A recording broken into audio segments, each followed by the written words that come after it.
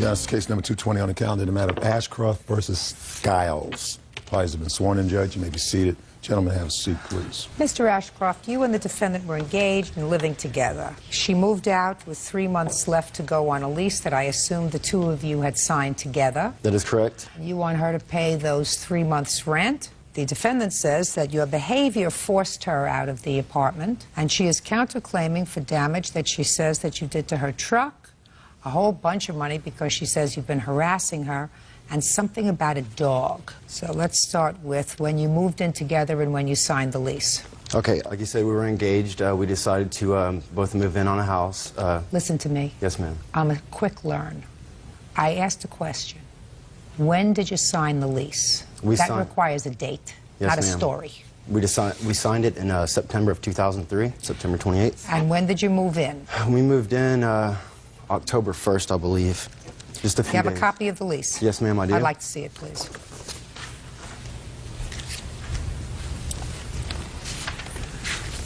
And what was your agreement with regard to paying for the expenses on this apartment? We had came to a mutual agreement that we would both pay half. Is that correct? Yes, ma'am. How many people were supposed to live there? Two. Me and Julie were the only ones that were living in the house at the time when we first And your dog? Yes, ma'am. Okay.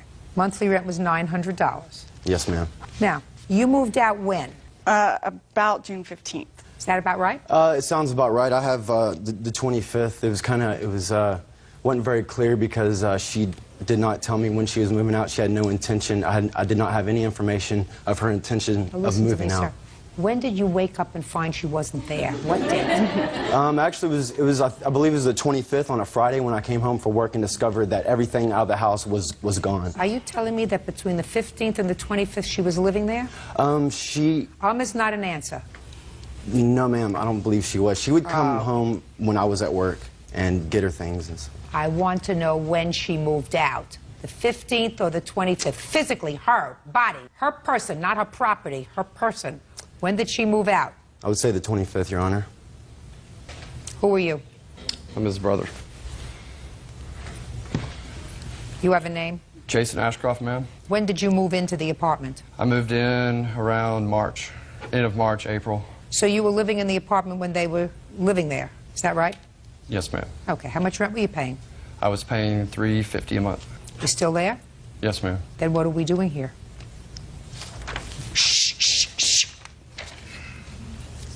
See, it's nice to have a nice, honest brother, right? Yes, ma'am. She moved out June 15th. She moved out June 25th. What difference does it make? Your brother's living there. He's taking over the other part of the rent. So why are you suing her? Well, because of the fact that there was no 30-day notice given. She was unemployed for 9 months, which meant that I needed to move in someone to help cover her part of the rent. He moved in before, according to your brother. Is your brother lying? Your brother moved in, it says, in March. She moved out in June. March, April, May, June. That is right, isn't it? I just needed someone to help cover the rent. I didn't want to be in default on my lease, so I had to move my brother in and help. Good. And you did that. That's a good thing. So you're not out any money. So I don't know why you're bothering me, Mr. Ashcroft. You want to get to your counterclaim? Yes, ma'am. So actually, you gave the right answer, truthful answer.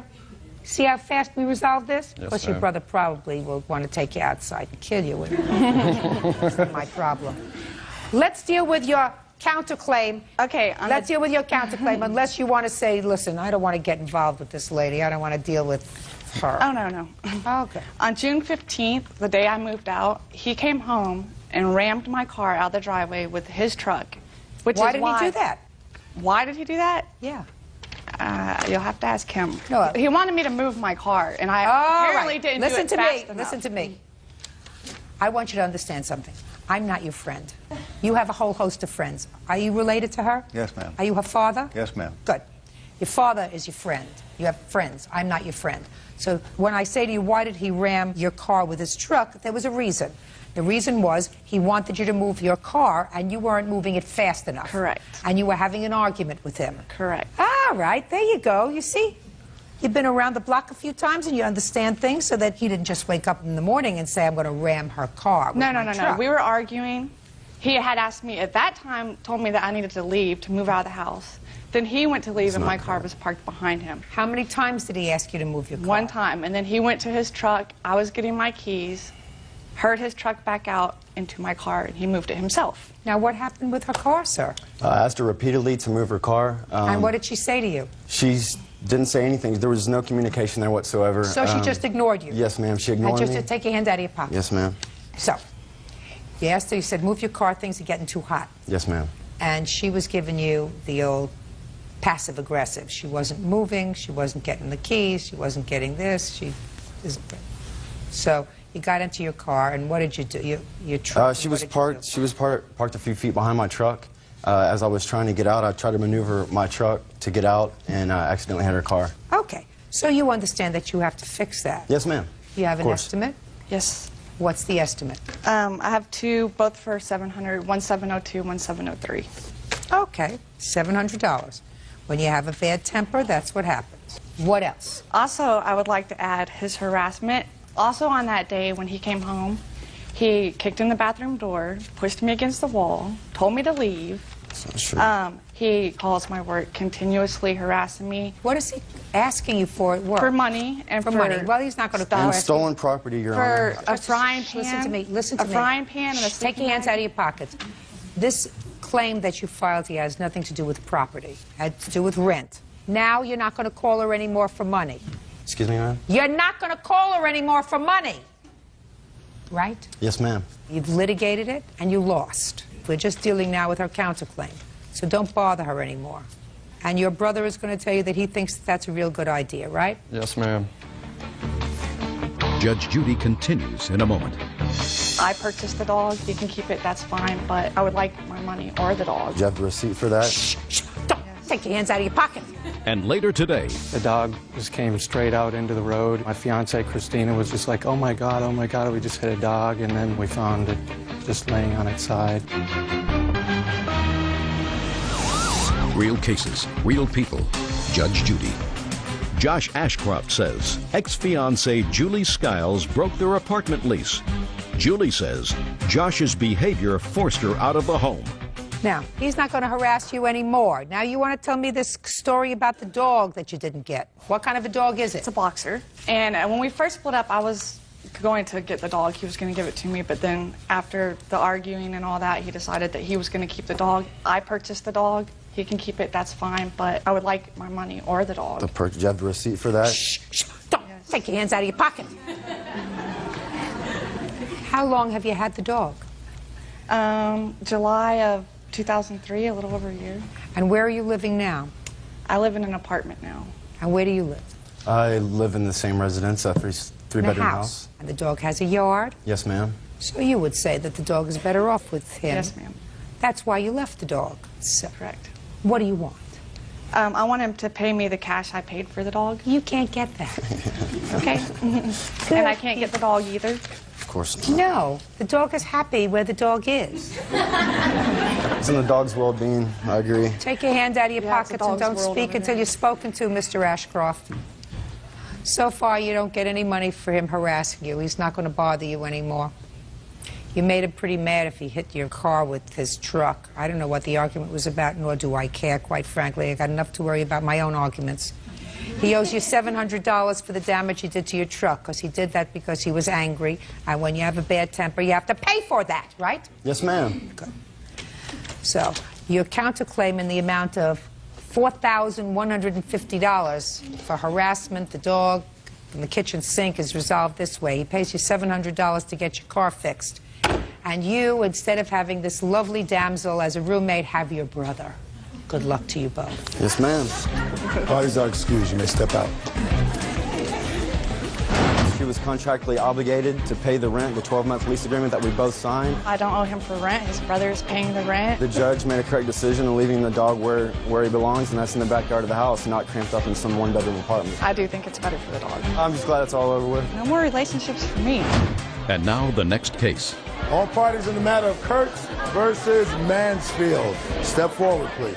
Engineer Andrew Kurtz is suing teacher Carolyn Mansfield for car repair bills. Andrew says Carolyn's unleashed dog ran into his Porsche. Mr. Kurtz, you were driving along a country road, and according to your complaint, the defendant's dog was running out and hit your car. And you want Miss Mansfield to be responsible for the $1,000 deductible that you had to pay after your insurance covered the rest of the damage to the car. That's correct. Miss Mansfield says that you had to have been going too fast on that road, that your car hit her dog, and that she paid over $1,200 in vet bills for the dog. And since you were probably each at fault, since the dog was out, which is how the dog came to collide with your car in the first place, she's taking care of her bills and you should take care of yours, right? That's absolutely right. Well, that's your position anyway. Yes, well, it is my position. Where do you live?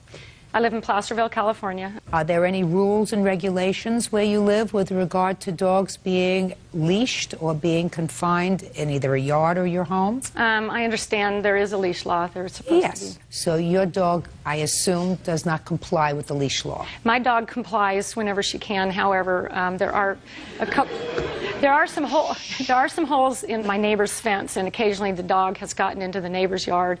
On the day in question, I did not know the dog was out of our yard. In fact, my husband and I were getting ready to go to a Christmas party. It's December 21st, about 4 o'clock, and I turned to my son and I said, "We're getting ready to go to the party now. See you later." And Charlie said, "Well, I'm going out to the backyard to play with the dogs." And I turned around, I saw one of our... How many dogs do you have? Two. And I saw what kind of dogs are... Pardon? What kind of dogs are they? They're mutts. They were both strays that eventually showed up, and we just didn't quite get them to the pound, and now they're ours. And how long have you had them? 7 years. And how often does this particular dog get out of your yard? Well, anymore, not at all, but... Then, at that time, pretty often. Okay. So you were on notice that your dog knew how to get out. But my dog, this is the truth, Judge Judy, my dog was extremely streetwise. I know that sounds crazy, but this dog had grown up, had about 2 years in this area. It was a wild dog. We had seen it around, and I decided to try to tame the dog so that I could catch it. Animal control would not pick it up unless we could contain it. So over a period of about 6 months, I was able to tame the dog, and by then I just kind of fell in love with her. She has absolutely become a part of our family, and this dog never ran into the road or in front of a car. The dog would literally go to a driveway and look both ways before it crossed. People would note that. It's incredibly smart, or it couldn't have survived the 2 years in this neighborhood where people would come up from the Bay Area in their fancy sport cars driving really fast. Miss Mansfield, listen to me very carefully. We're getting a little beyond ourselves. Okay, but I have some pictures for you. We're getting beyond ourselves. Real cases, real people. Judge Judy. Andrew Kurt says dog owner Carolyn Mansfield owes for the cost to fix his Porsche. Andrew says he ran over Carolyn's unleashed dog. Now, what time of the day were you riding down the country road? It was 3 p.m. in the afternoon. Where were you going? Going to an apple orchard. In December? Shh. Miss Mansfield. Yes, Miss Mansfield. Okay. Is the weekend before Christmas. We were going up there to get some apple cider and some apple pies. Okay. Tell me what happened with Miss Mansfield's dog. I was driving along the road, and the dog just came straight out into the road, and it was in full stride when I hit the dog with the car. Did you stop? Yeah, I just took my foot off the gas and watched the dog in the rearview mirror. My fiancée, Christina, was just like, oh my God, we just hit a dog. And then I pulled over at the first point that I could pull fully clear of the roadway. And what did you do? Put your pictures down. Okay.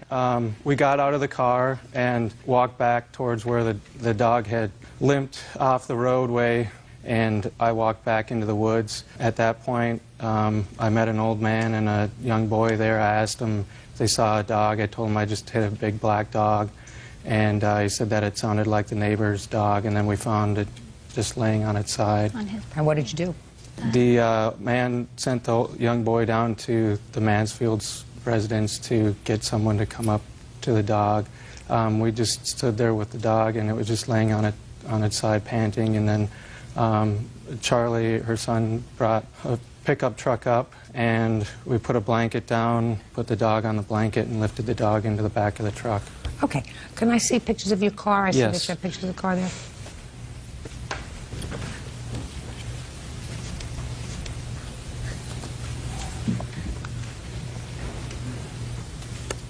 I'm surprised that what's this dog's name, Lucky? Lucky. He sure was Lucky. Well, Because I'm surprised that this dog survived. Lucky was not supposed to survive overnight. She had severe injuries. Okay, but she did? She's among the land of the living. Good, and she's now in a fenced-in yard. Yeah, as a matter of fact, we're using the buried wire with the electric shock, and she's That sounds like what you should have been using before. And that's exactly why I paid my own vet bills, and I decided I would not sue somebody for hitting the dog because I was trying to take my responsibility and pay the dog's vet Ms. bills. Mansfield, you have a law where you live that says that dogs have to be under your control at all times, either on a leash if they're out, in a fenced yard, or in your home. But for the fact that you broke the law, your dog would not have been hit. May I show you some of these pictures and explain one thing? You can show me anything you like. Okay. You must accept the fact that but for the fact that you broke the rules, your dog would not have been hit. Okay, but I contend the dog may not have been in the road. We have a friend who was killed right there where Mr. Kurtz pulled over. He ran right into that tree. If you don't negotiate that turn, you're going to hit that tree. And in fact, before you hit it, you will go straight over our neighbor's driveway. Listen to me! Used to lay down. Miss Mansfield, I don't care if he went up into your neighbor's living room. But that would be private listen to me. Okay. If he went up into your neighbor's living room and hit your dog, the rule says your dog must be under your control at all times. But for the fact that you, who had notice that your dog got out frequently and roamed around and was safe most of the time. Most of the time, she was really smart and really lucky. Didn't hurt anybody, didn't get hurt herself. This time she did, and it's your fault. Okay, listen to me.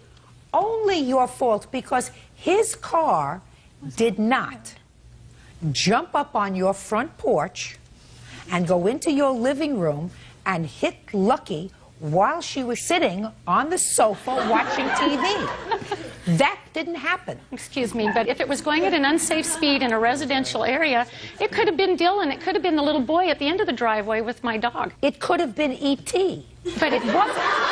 It was your dog that was violating the law. You owe him $1,000. That's his deductible. Could my son, Judgment for the plaintiff. Step out. Goodbye. Thank you, Thank you, Judge.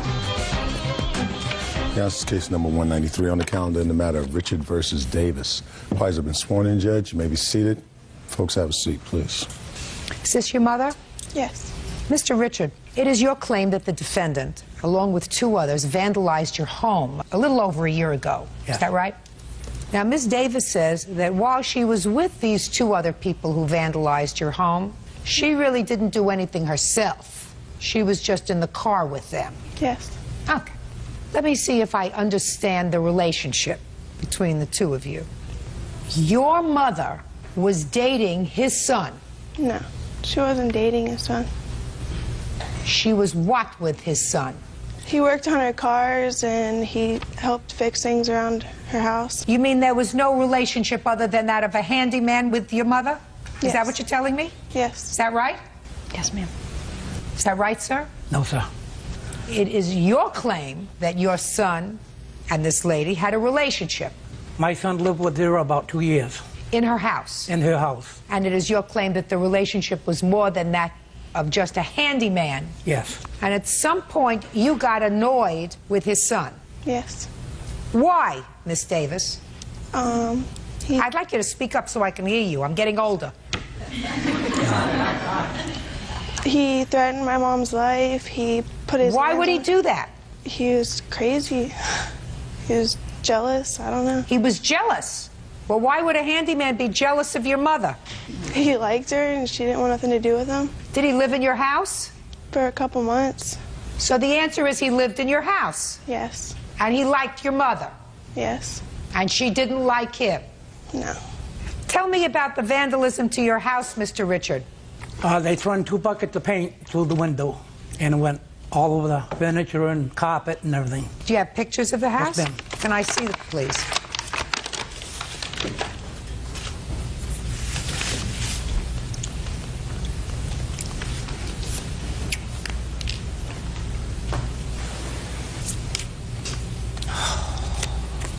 Had your son moved home when this happened? No, he was living with me because we was remodeling the place. What I'm asking you, Mr. Richard, is had your son left Miss Davis's home at that point? Yes. Now, tell me what happened on June 30th, Miss Davis. And I want you to keep your voice up and keep your eyes over here. He had called my mom several times that day, threatening her life. And You mean his son? Yes. And he had called my grandparents, threatening them. He threatened me and my brother's life. I told a couple of my friends what he had been saying, and... You told who? 2 of my friends. Names? Chuck and... Chuck what? Who else did you tell? Well, his friend. I don't know his name. You told them what? What his son had been doing. Okay. And then what happened? They said they knew how to get back at him. They got 2 cans of paint, and we drove in his car. In whose car? Chuck's. And where did you go? To his son's house. Well, you didn't know Chuck's friend, is that right? No, I'd only met him a couple times. And Chuck? Does Chuck know his son? Yeah, he's met him. Where? At my mom's house. But you knew where he lived. Yes. They didn't know where he lived. So you had to give him directions. Yes. Right. So you gave them directions on how to get there. And what happened when they got there? They pulled up in front of his house and got out, threw the paint through the windows, got back in the car and left. Okay.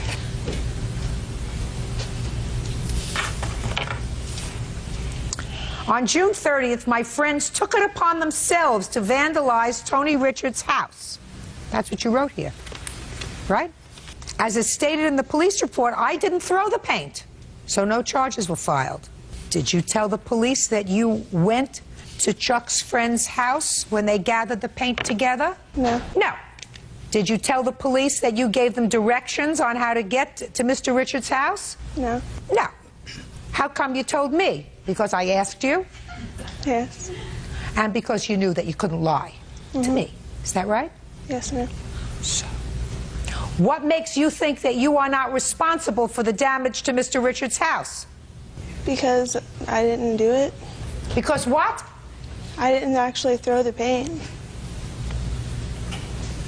Is there something wrong with you? No. You are responsible. You instigated it. You were involved in gathering the materials for the vandalism. You were responsible for directing these other 2 people, if they were in fact the ones that threw the paint, directing them how to get to Mr. Richards' home, something that they did not know. You are responsible. You understand? Judge Judy continues in a moment. Your son is in all probability a nut. That doesn't mean that she wasn't a lonely lady, but your son is a nut. And later today... How long have you been married, sir? 43 years, August 31st. And without asking you any more, you've had enough. That's right.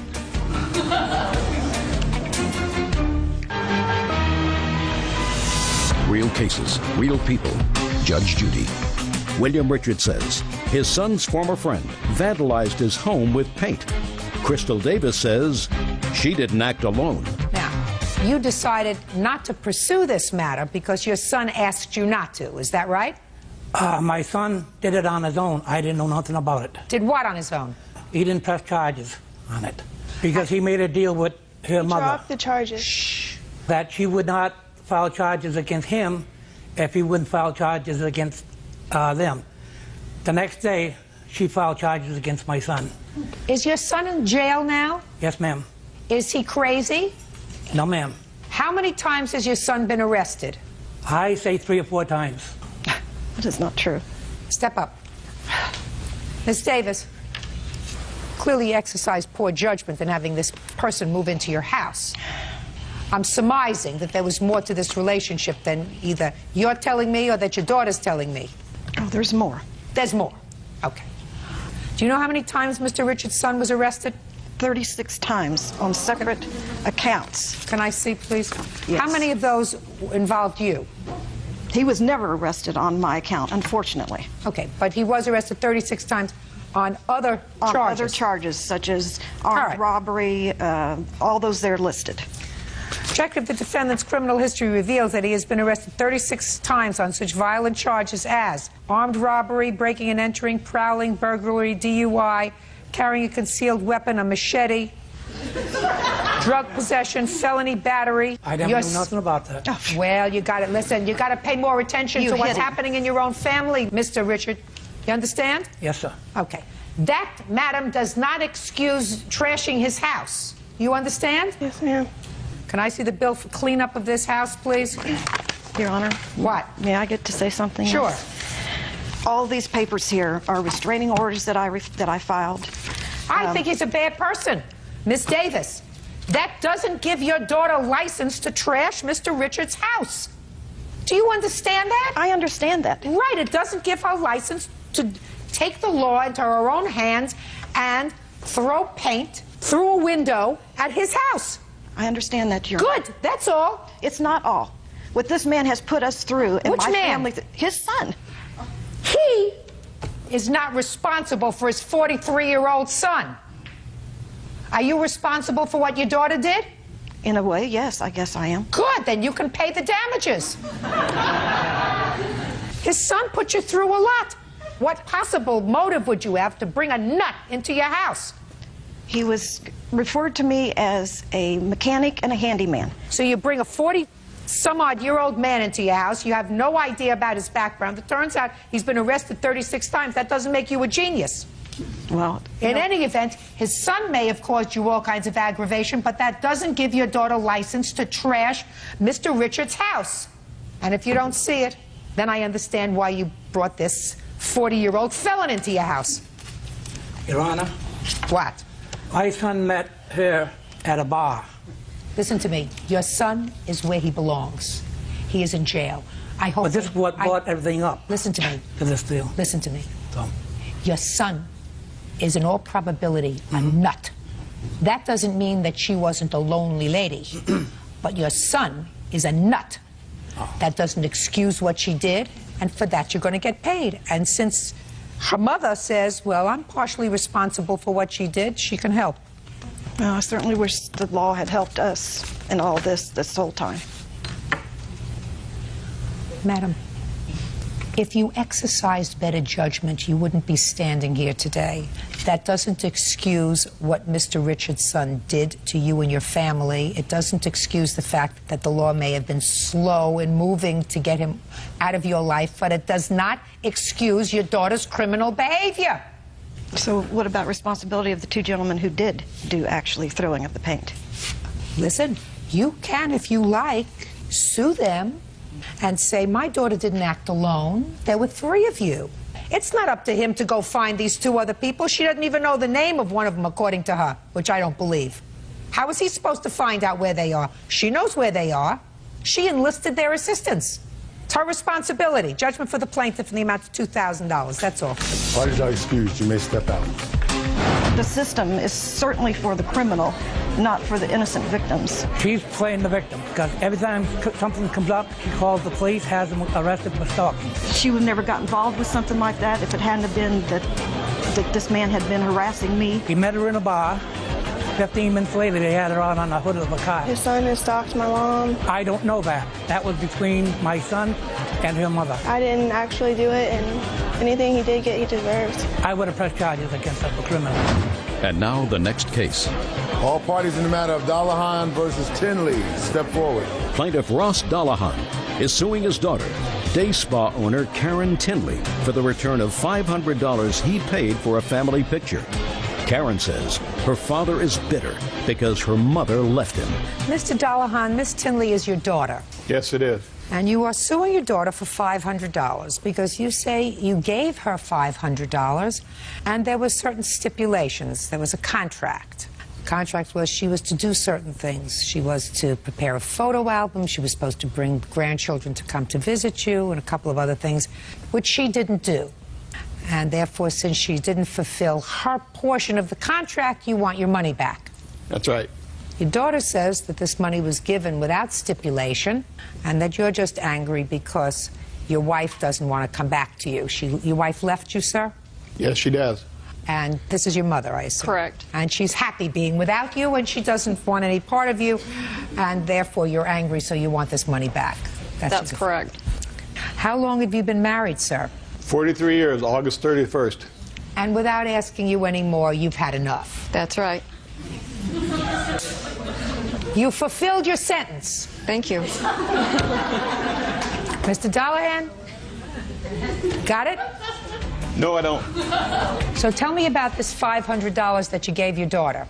On April 14th of this year, my wife decided that she would begin talking to me after all efforts of reconciliation, trying to go to marriage counseling would not work.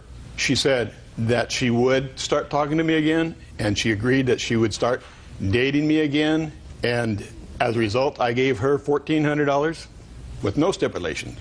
Okay. That's my wife. Okay. The same day, I gave my daughter Karen $500 with stipulation. And what did you say to her when you gave her the $500, and what did she say to you? First of all, I thanked her for taking good care of my wife. Okay. And I said, I want you to have this money, but there are 3 things that I want from this. One is a family album to show that you're going to be part of my family again and let me be a father to the family, which you've never been able to do.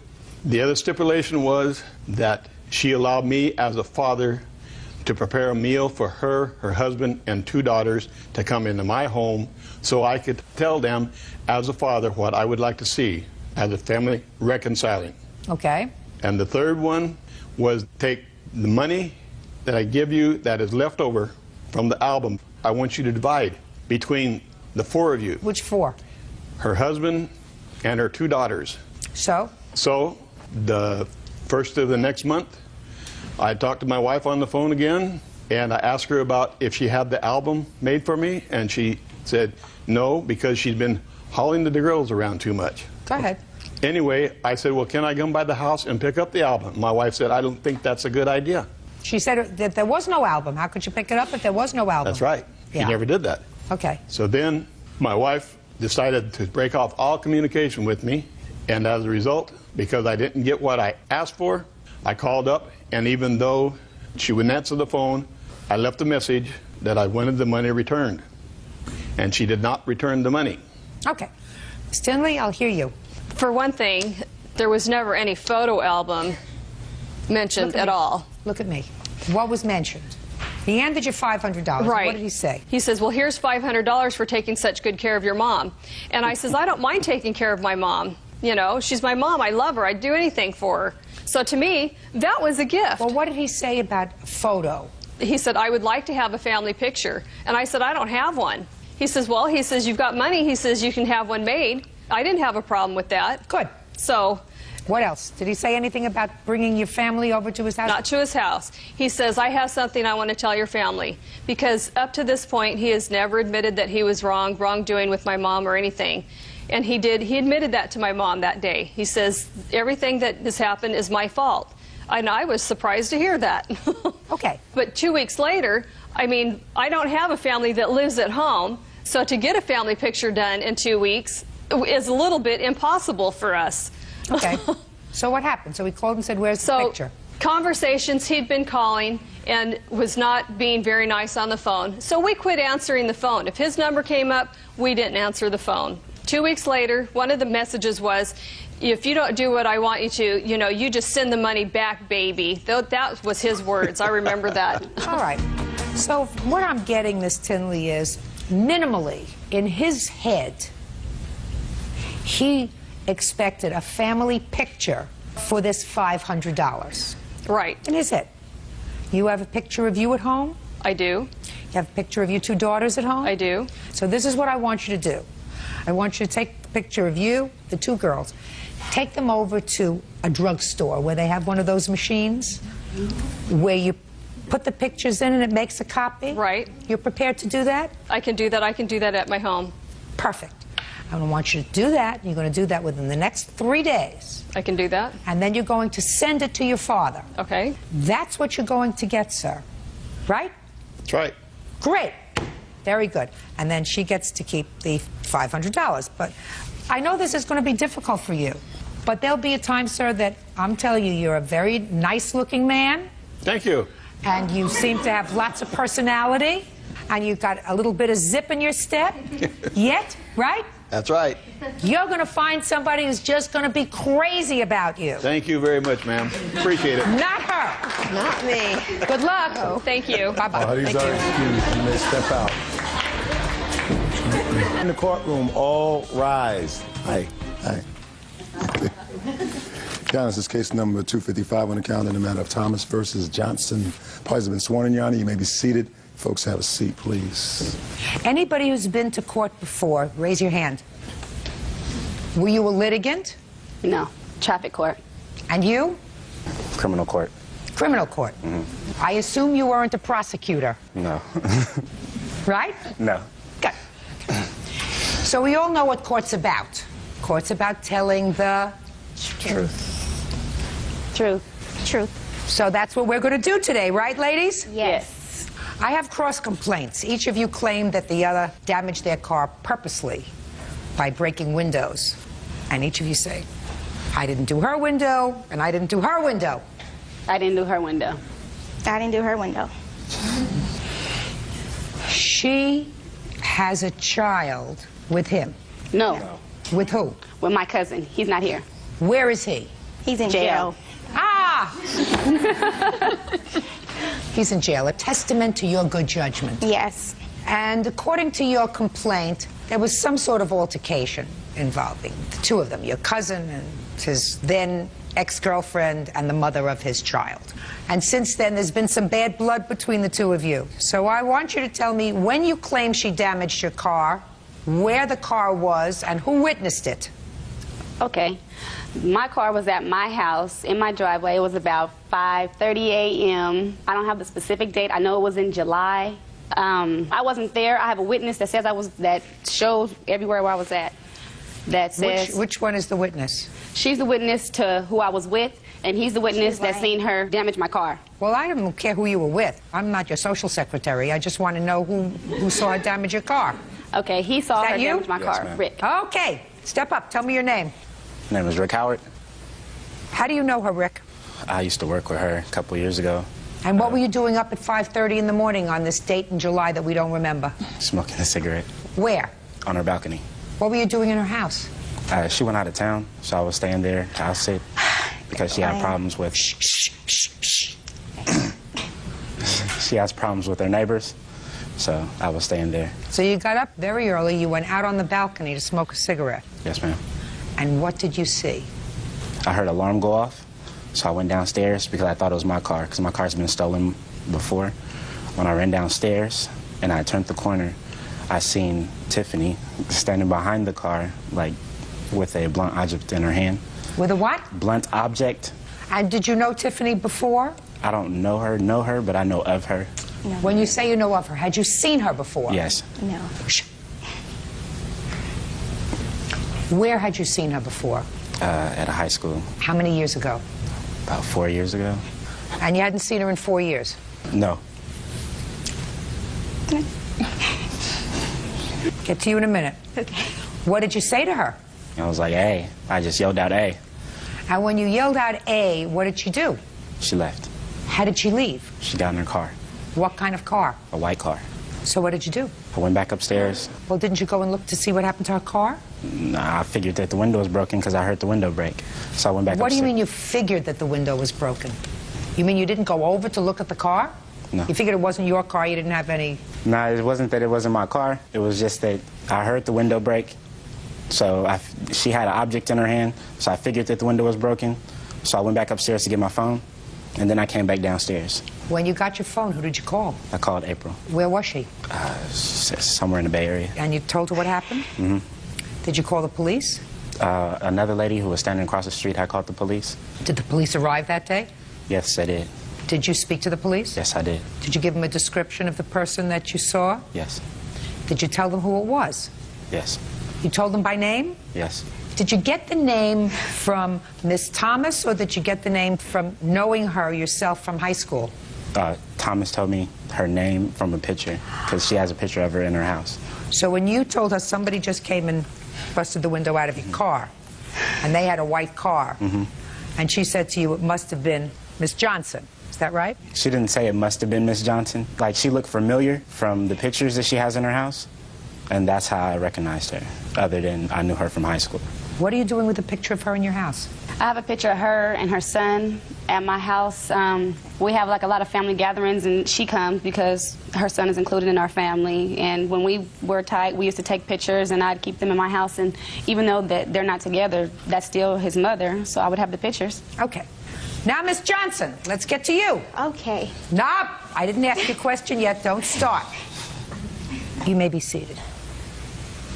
Now, it is your claim that Miss Thomas busted a window in your car. Yes. When do you claim she did that? And this was in June. I never seen him a day in my life. I didn't ask you anything about that. I asked you about your car. Okay, this is the real story. We was at a club. We went to a Listen club to me. in June. I'm in charge here. Okay. Judge Judy continues in a moment. You didn't call the police. No. You didn't speak to her afterwards and say, you better fix my car. No. You mean you just got even? No, but she's trying to say... No. I asked you a question. No. I think you did. And later today... Who should pay for his window? They weren't antagonizing the situation. I'm asking you who should pay for the window. They should pay for it. Who's they? Real cases, real people. Judge Judy. April Thomas says her cousin's ex-girlfriend, Tiffany Johnson, vandalized her Dodge Neon by breaking her window. Tiffany says April did the same thing to her car. In what month do you claim she damaged your car? June 25th. What time on the 25th like of June? 12:30 to 1 o'clock. In the morning? No, at nighttime. Yeah, morning, yeah. It is morning. Where was your car? At a club. So tell me what happened. I was parking. My cousin pulled in first. I was parking my car. And as I was parking my car, Miss Thomas jumped in front of my car and told me I cannot park here. She is saving this park for my friend, and she's on the freeway to get there. So you're moving into a spot. She blocks the spot, and she says, I'm saving it. Yes. And you said? You can't save a park. You can't stand and save a park. It's free parking.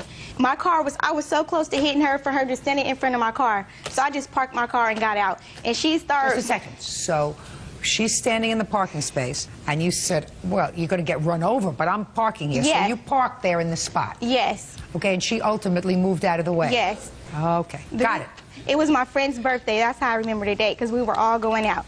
And as I got out my car, she's talking about, you don't want it like this, or you already know about these hands. You don't want to see nobody in my family. We just started talking a lot, talking about I don't want this, and I just walked away. So we walked down the street by the clubs. Then we walked to Old Sacramento, and I just had a funny... Holy. You went to the club. What happened when you got to the club? We didn't go in because it was about to close anyways. And from there you went back to your car? I went to Old Sacramento, walked to Old Sac. I don't know where that is, nor do I really care. When did you go back to your car? In like 20 minutes. 20 minutes after you parked your car and had this altercation with the plaintiff, you went back to your car. And what did you find when you went back to your car? 1,000 pieces of glass broke all over my driver's window. And it was so many people out there telling me, the girl that you just got... Tell me what anybody else said. Driver's window? Yes. What window of your car was broken? My back windshield. Okay, so you found your window broken? Yes.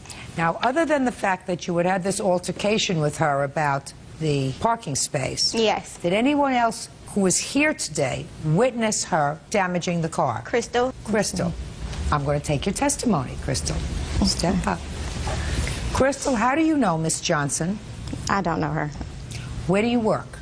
I stay at home with my son. And what were you doing at 1 o'clock in the morning on June 25th? I was going to the club too. Who were you going with? Some friends. Tell me what you saw. Okay, Tiffany had pulled up. April jumped in front of her, told her she couldn't park, and then Tiffany parked anyways. Got out of the car, started walking off. April started yelling at her. Tiffany walked off. One of April's friends had pulled up a couple minutes later, and they had got in the car, drove off, came back. Like a few minutes later, April had got out of the passenger side, threw something at Tiffany's car, and jumped in the car and took off. And how come you stayed around the parking area that long? Because I was sitting in the car across the street talking to some friends. How did it come about that you met Miss Johnson and told her what happened to her car? Well, we were still there when she had come walking back. So you told her what you saw? Yeah. Did you call the police, Miss Johnson? No. How come? It was late at night. I just knew it was her. That's why I didn't even call the police, because I didn't even think it would go this far with me and her. I know April for a long time. Well, did you call her the next day? No, I asked her cousin, my son's dad, told me that she was going around the family acting like she done something very well. And he was mad because all the glass that was in my car, my son cut his hand. So you mean you didn't call the police? No. And you didn't speak to her afterwards and say, you better fix my car? No. I don't understand that. You mean you just got even? No, but she's trying to say... No. I asked you a question. No. I think you did. Okay, I did. That's my girl. That's it. Yeah. You didn't get mad. No. You got even. Yeah. Love it. Like when it works. Like it when it works. Right? Yep. Very good. So how much did it cost you to fix your window? Can I add that also she must have stuck something in my door lock because it doesn't turn anymore. How much did it cost? Listen. I'm listening. How much did it cost to fix your window? It was $344 for the window, and it came to $253 for the tint. For the what? The tint on the window is tinted black. Why? Because all my windows are tinted black to keep the sun out. $344, is that right? It cost you to fix the window? Yes. How much did it cost you to fix your window? $300, and I had to get a rental car because I have to wait till my window to come in. It cost you just about the same amount of money. Yes. Right? Did you both feel good afterwards? No. Mama? Did you feel good? I didn't do anything. Oh, sure you did. Yes, you did. Of course you did. She's a devil in disguise. Of course you did. Now, my only problem with both of you is, I mean, you're acting like children. Yeah. Which is, shh. You're acting like children. And the only problem that I have with both of you is, why do you visit your childish behavior on the court system? Why do we have to become involved in your childish behavior? You both did something wrong. It ends up costing you both money, right? Yeah. Goodbye. Case is Sorry, dismissed. excuse me. You may step out. I didn't think it would come this far with her breaking my window. I admitted that I went back and broke her. She thinks that I broke into her car when I didn't, so it's just plain out ignorance. I guess she want to be like me, but she can't. You can see that she's ignorant. She doesn't know the day from night, from 12 a.m. to 12 noon. I'm cuter than her. She is just really anal and acts like a true baby mama. We would call it ghetto. Her attitude is ugly, just like her face. She's a sloppy CH. And now the next case. All parties in the matter of Terry versus Barnes. Step forward, please. General contractor Stephen Terry is suing his neighbor, 24-year-old restaurant manager Roger Barnes, for throwing a rock through the front window of his house. Roger says Stephen's brother was antagonizing him. Mr. Terry, Mr. Barnes is your neighbor. It's your claim that on a particular date, which you'll tell me in a moment, he came to your house, he was drunk, he took a rock, he threw it through your window, you want him to pay for the window.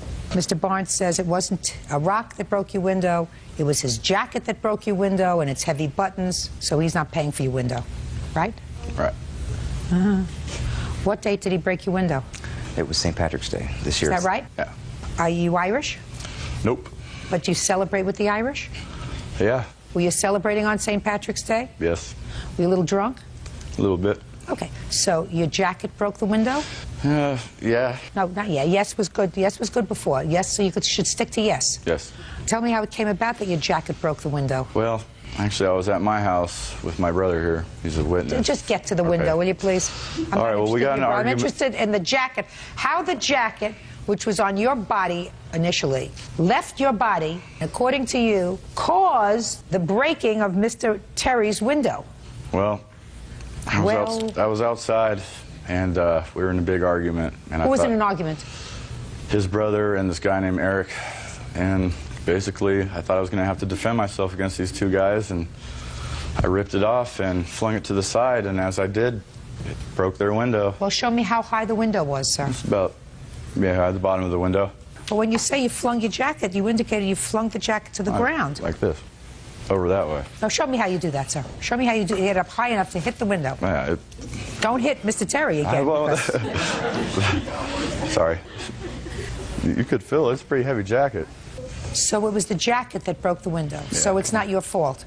Well, if they wouldn't have been antagonizing me outside, it would have never happened. I was trying to leave and go back to my house. You know, we were in a big argument. Let me ask you this question. Was Mr. Terry there? Mr. Terry was there, but he was in he the house. antagonizing you? No, Stephen wasn't. And who has to pay for his window? Well, I don't think I should. Well, who should be? Bird should pay for his window? No. Maybe I should pay for his window. No. Maybe this camera person should pay for his window. No. What do you think? No? Who should pay for his window? If they weren't antagonizing the situation, I'm asking you who should pay for the window. I think they should pay for it. Who's they? Stephen and Ryan. But he wasn't responsible in any way, sir. I know. It's not his jacket. Did you get beat up that day? Nope. So maybe you were wrong about them trying to antagonize you. You think it's possible that the libation that you consumed on St. Patrick's Day impaired your judgment? Is that a possibility, Mr. Barnes? Well, they just set me off. Is that a possibility that the libation that you consumed on St. Patrick's Day impaired your judgment, sir?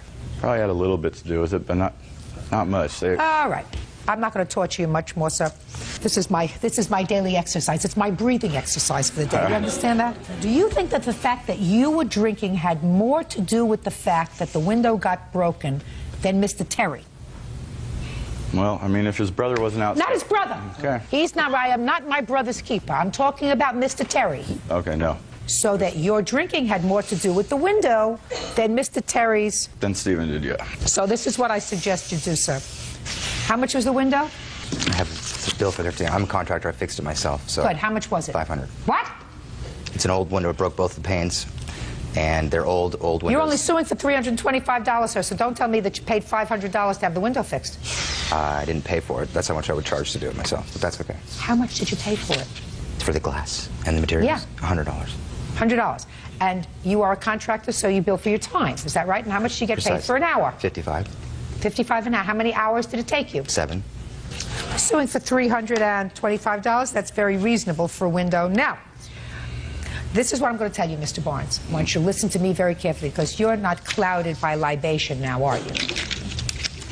If you believe that it's somebody else's fault that your jacket that was on your back broke Mr. Terry's window, I suggest that after you pay Mr. Terry $325, you sue those people that you think are responsible. Is that fair? Sounds fair to me.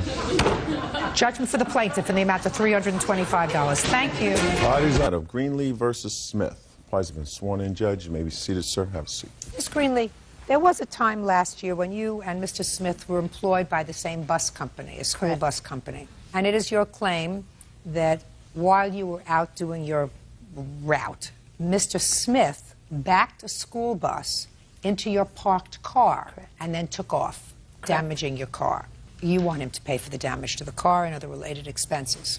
Mr. Smith says he never touched your car, and he is counterclaiming because he says because you filed these charges against him, he was humiliated at work, he was arrested on the job, and he was ultimately acquitted of those charges. Did you have a trial? No. The police officer dropped everything. Okay. And told you to proceed civilly, I assume. So he's got a counterclaim. When did this incident happen with your car? January 12th of 2004. And at what time did you leave that day on your bus? 6:30 a.m. When did you return to the yard? Approximately 8:15 a.m. When did you look at your car? As soon as I got back to the garage. And what did you discover? I discovered a dent, and there was rub marks from where my paint had been rubbed off of part of the You have vehicle. photographs of it? Yes, I do. I'd like to see the photographs. And I also have a videotape of the bus actually hitting the vehicle.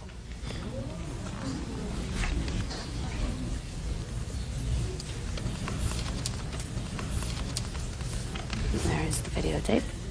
So your car is red? No, my car is orange. Orange? Yes. Okay. Orange. Orange. I assume before you looked at the video, you conducted your own investigation. According to what I read here, a little bit of an investigation on your own. You went around looking at all the buses. Yes. And didn't find any of them with any damage. No. So what did you do next? We went on our afternoon routes. David's the only bus that did not come back to the garage that morning. So when we got to, we both drove at the same elementary school.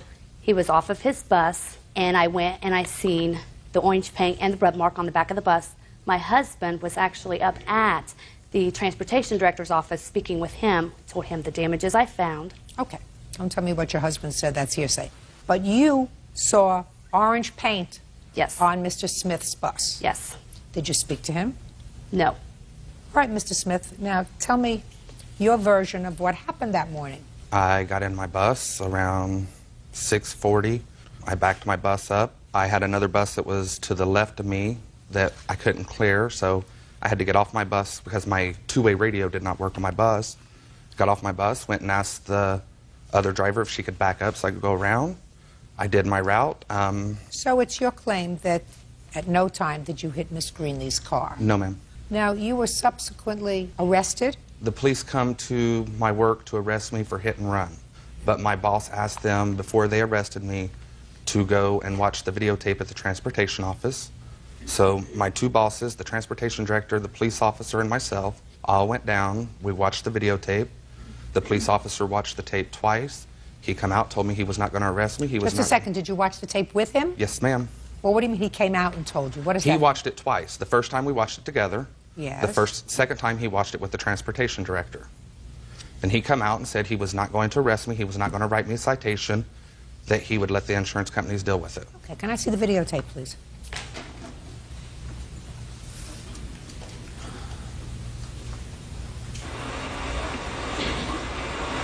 As you can see, David's entering the bus. Starts backing up. He's having trouble maneuvering the bus back. Stops, he pulls up. As you can see, my vehicle to the left. He keeps That's your backing. car? Is that yes. your car? Yes. He keeps backing. But there was no There contact is made. point of impact. Pulls emergency brake. Apparently gets off of the bus for 14 seconds to see what he has hit. Well, there's certainly a shadow back there now that I see. Yes. Gets back on the bus and proceeds to take off. Okay, if I hit the vehicle, why do I sit there for 30 seconds before I pull off? What are you asking me a question for, Mr. Smith? That wasn't a bus back there. That was a car. Yes. What you told me a moment ago, Mr. Smith, was that there was a bus behind you. There was a bus that prohibited you from making a turn. You got off and you spoke to the bus driver and asked her to move. I saw no other bus back there, The bus sir. was to my left. I saw a car that you came dangerously close to if you didn't hit it. Yes, ma'am. What I'm saying is I couldn't make my clearance. That's when I got off my bus to go ask the lady if she could back up so I could go and make my clearance to the left. Not a big deal, Mr. Smith. You just should have accepted responsibility and said, it was a total accident. I didn't mean to hit your car. I will certainly pay for the damage. And be finished with it. Instead I of didn't making... hit her. You did! You hit her car. No, I did not. Yeah, you did. Yeah, you did. Unfortunately, we have electronics to establish it. If you look at the tape like the police officer did, you will see I did not hit her car. You think his eyes are better than mine? No, you just have to pay close attention to the tape. Sir, you have something from the police officer that says that you didn't hit her car? No, ma'am. You have a statement from the police officer, even though it's hearsay, which says, listen, tell your insurance companies to take care of it. This isn't worth my arresting you for hit and run. Nobody was injured. You're two reasonable people, working people. Let your insurance companies take care of it. That's what the police officer said. He didn't say that you didn't hit her car. Okay, can I see your estimates on having your car fixed, please? Did you have your car fixed? Yes, I did. Good. You're not working for the same bus company anymore? No, ma'am. Right, good. What year car was this? 2003. I'd purchased it 6 months prior to it being hit. Did you receive insurance coverage for it? Yes. My insurance company paid for it because approximately 14 days after the accident, the bus company's insurance said they could not find who was at fault because they never requested the tape. Well, what was your deductible? $450. And then I also had to get a rental car, and that total was $138.57. And I have Why my credit are you card. suing him for $5,000? I'm suing for the deductible, the rental car, the actual damages to pay back the insurance company because my rates are going up because of the accident, and also $2,801.94 in punitive damages for the stress, the mental anguish that I went through over a year and a half of dealing with this incident. Unfortunately, you don't get paid for that. So your deductible was $450? Yes. And you rented a car for $138? Yes. It's $588. Could have resolved the whole thing. I don't owe her a dime. You do too. I do You not. hit her car. I did not And hit her car. And it may, Mr. Smith, be giving you the benefit of the doubt, because this didn't look to me as if this was this kind of crash. It looked as if the bus was going very slowly, and maybe you just eased into it with the bumper. But if you could see the damage, even if I eased into it, it's not going to cause that much damage. You have an expert that's going to testify to that, sir? I can get one. What did you think you were coming here for, a tea party today? This is it. You've been hocking around with this lady for well over a year. No, Pay her the $588. That's what you owe her. You were wrong. Say, I was wrong, I'm sorry. I know that that's sometimes hard, but that's what men do. I'm sorry, I was wrong. I should have resolved it then. That's all. Parties are excused. You may step out. You just don't want to admit and be a man and say, I did it and I'm sorry. That's all I wanted from it. She's a deceitful person, and I want nothing to do with her. I'd never spoke to him a day after the accident happened. We used to be good friends, and we had us falling out. I'm finally glad that justice did come out finally. And now the next case. All parties in the matter of Lucy versus Todd.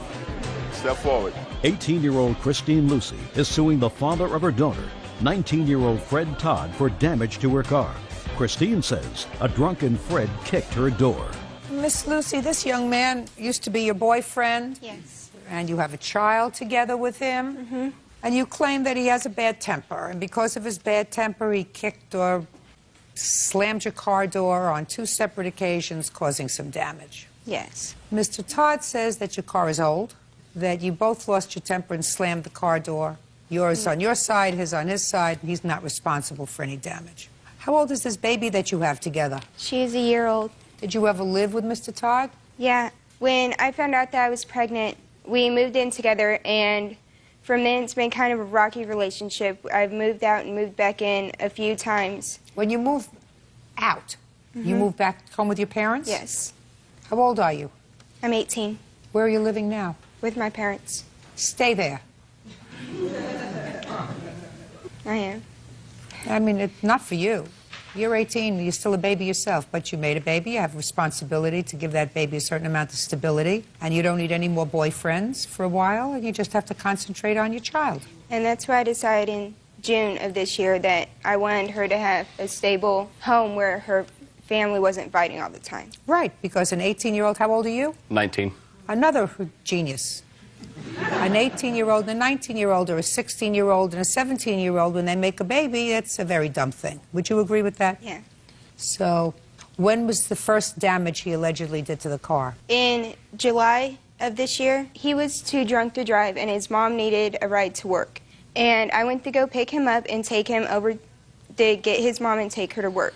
And on the way there... You mean, just a minute, his mother called and said he's too drunk to drive? No, he called me and said that his mom needed a ride to work and he was too drunk. What time of the day was this? It was about 10 o'clock at night. Does that ring a familiar chord, sir?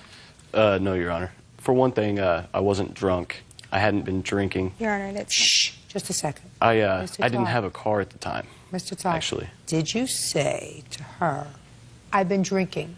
Let's say you didn't use the word drunk. I've been drinking, my mom needs a ride to work. Yeah, okay, yeah. You know, I mean, listen to me.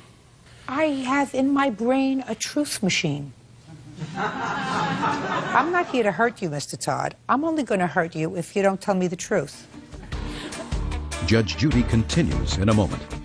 What's my business is that she's taking my daughter around those people. It's not your business unless there's something wrong with these people. Well, You're so not her the first- morals monitor. You know, Just like she's not your morals monitor.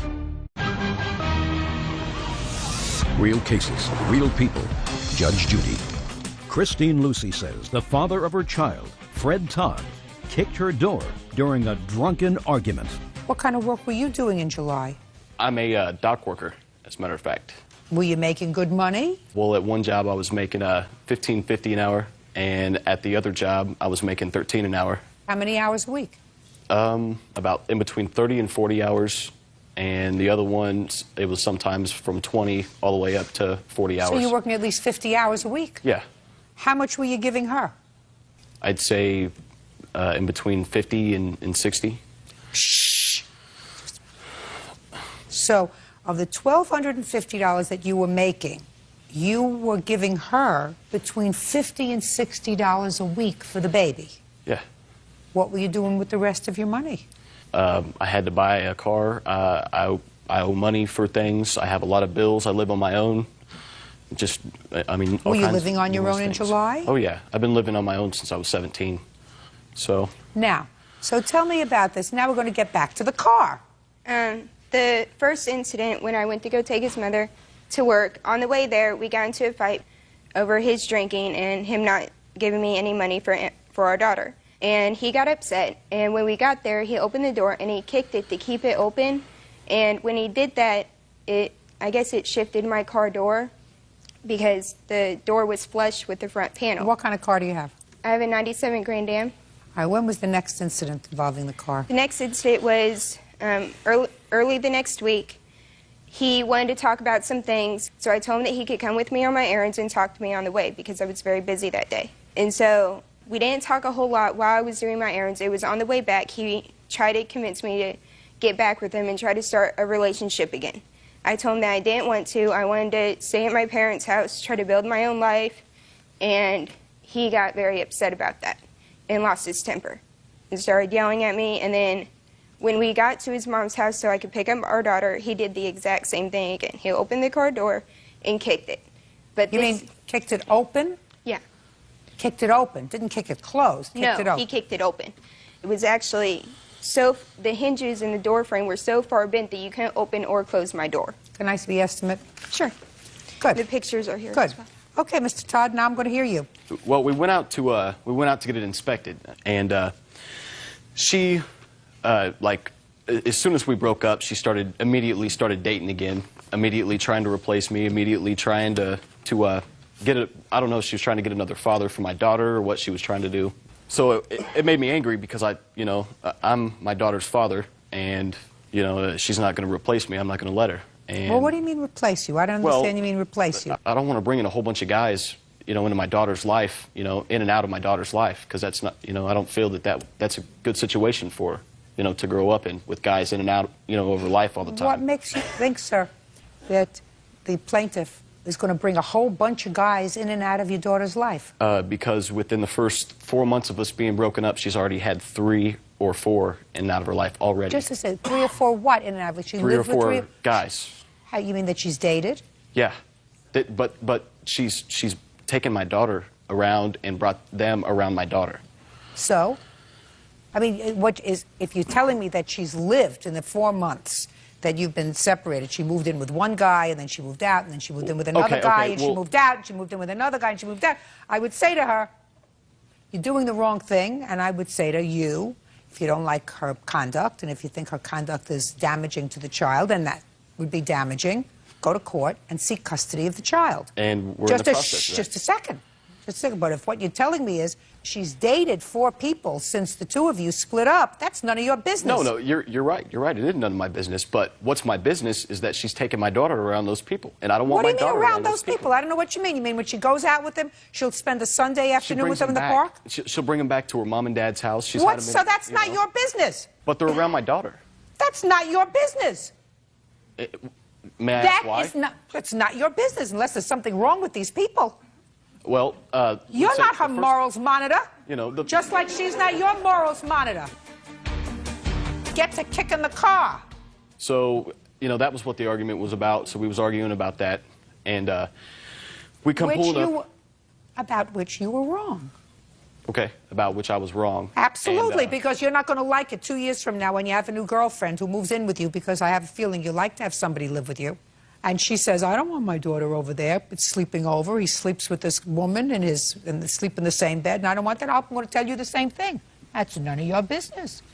When a 16-year-old and a 17-year-old are dumb enough to make a baby, you got to make concessions for the next 20 years. Think about having another one. Got it? I would have 3 jobs if I were you, so that you kept busy. Why did you kick her door? I didn't kick her door. Actually, we was pulling up to my mother's house. The second time isn't when I don't think that it could have got damaged. The second time, we both got out of the car when we was arguing and slammed the door. Just a minute, but her door opens. But what I'm saying is I think it was the first incident, if I can explain that to you. I think that's what damaged the door to make it do that the second time when I, like. So you mean you just started it the first time, but the second time it was real, you pushed it over?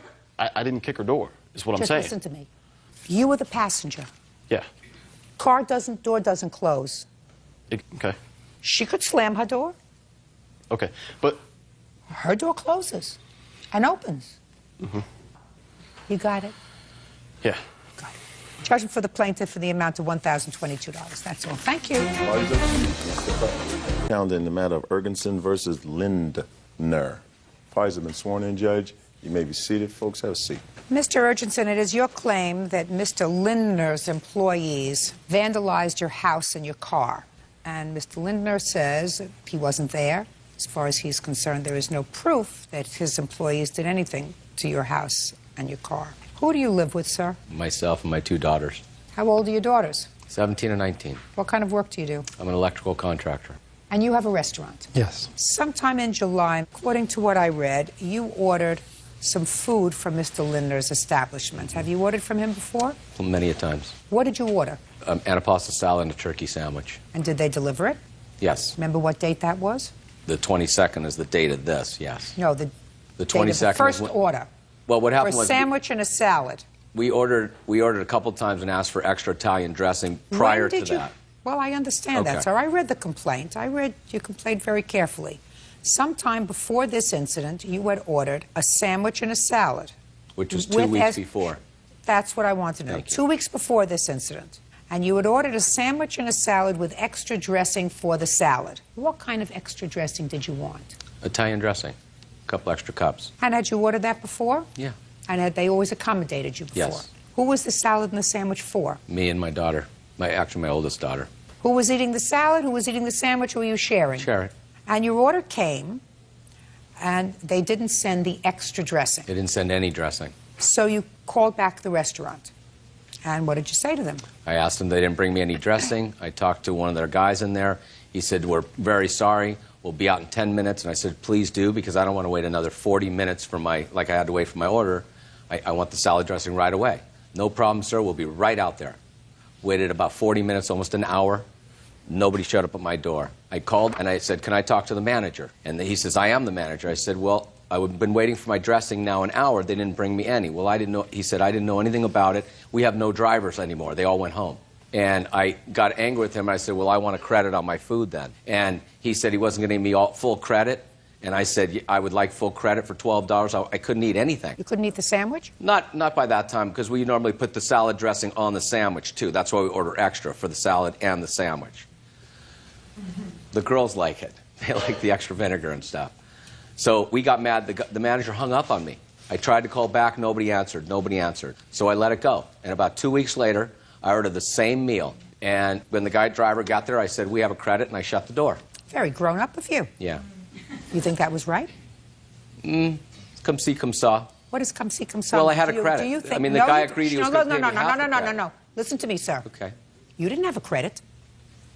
You said you wanted a credit. No, the manager also told me he was going to give me a credit on the salad, but not the sandwich. That's right. That's what you just told me. He said, Right. well, we will certainly, sir, give you a credit on the salad, because if you run the kind of house where you don't have any dressing at all in your house for 3 adults, if you can't eat the salad, we're sorry about that, but we're not going to give you credit on the sandwich. You decided you wanted a credit on both. So when you took your food and slammed the door in the driver's face, which is what you just told me that you did, that was the wrong thing to do. Okay. There were a lot of other things that you could have done, other than stiff the driver. Because Well, it wasn't the driver. It was the pizza. No, it's the driver. Because they're giving them the food, and when they come back and he says, listen, we went to somebody's house, and they wouldn't give us any money, either one of two things happen. Either they say, well, we're taking it out of your money, or they call you. Did they call you? No. So you don't know whether the driver got stiffed with your $12 meal. Anyway, Mr. Ergenson, it was very immature of you. And what I'm surprised about is, evidently you are a single father raising 2 children. It would seem to me that you would have enough to occupy your plate other than engaging yourself in these petty little situations that cause nothing but problems for people. Are you telling me that your girls are so perfect that you have nothing else to worry about? Or maybe they're not so perfect that you got plenty to worry about, that you were taking it out on some stranger. No, my girls are plenty perfect. They're very They're good plenty girls. perfect. Well, then there's something wrong with you. Okay. All right.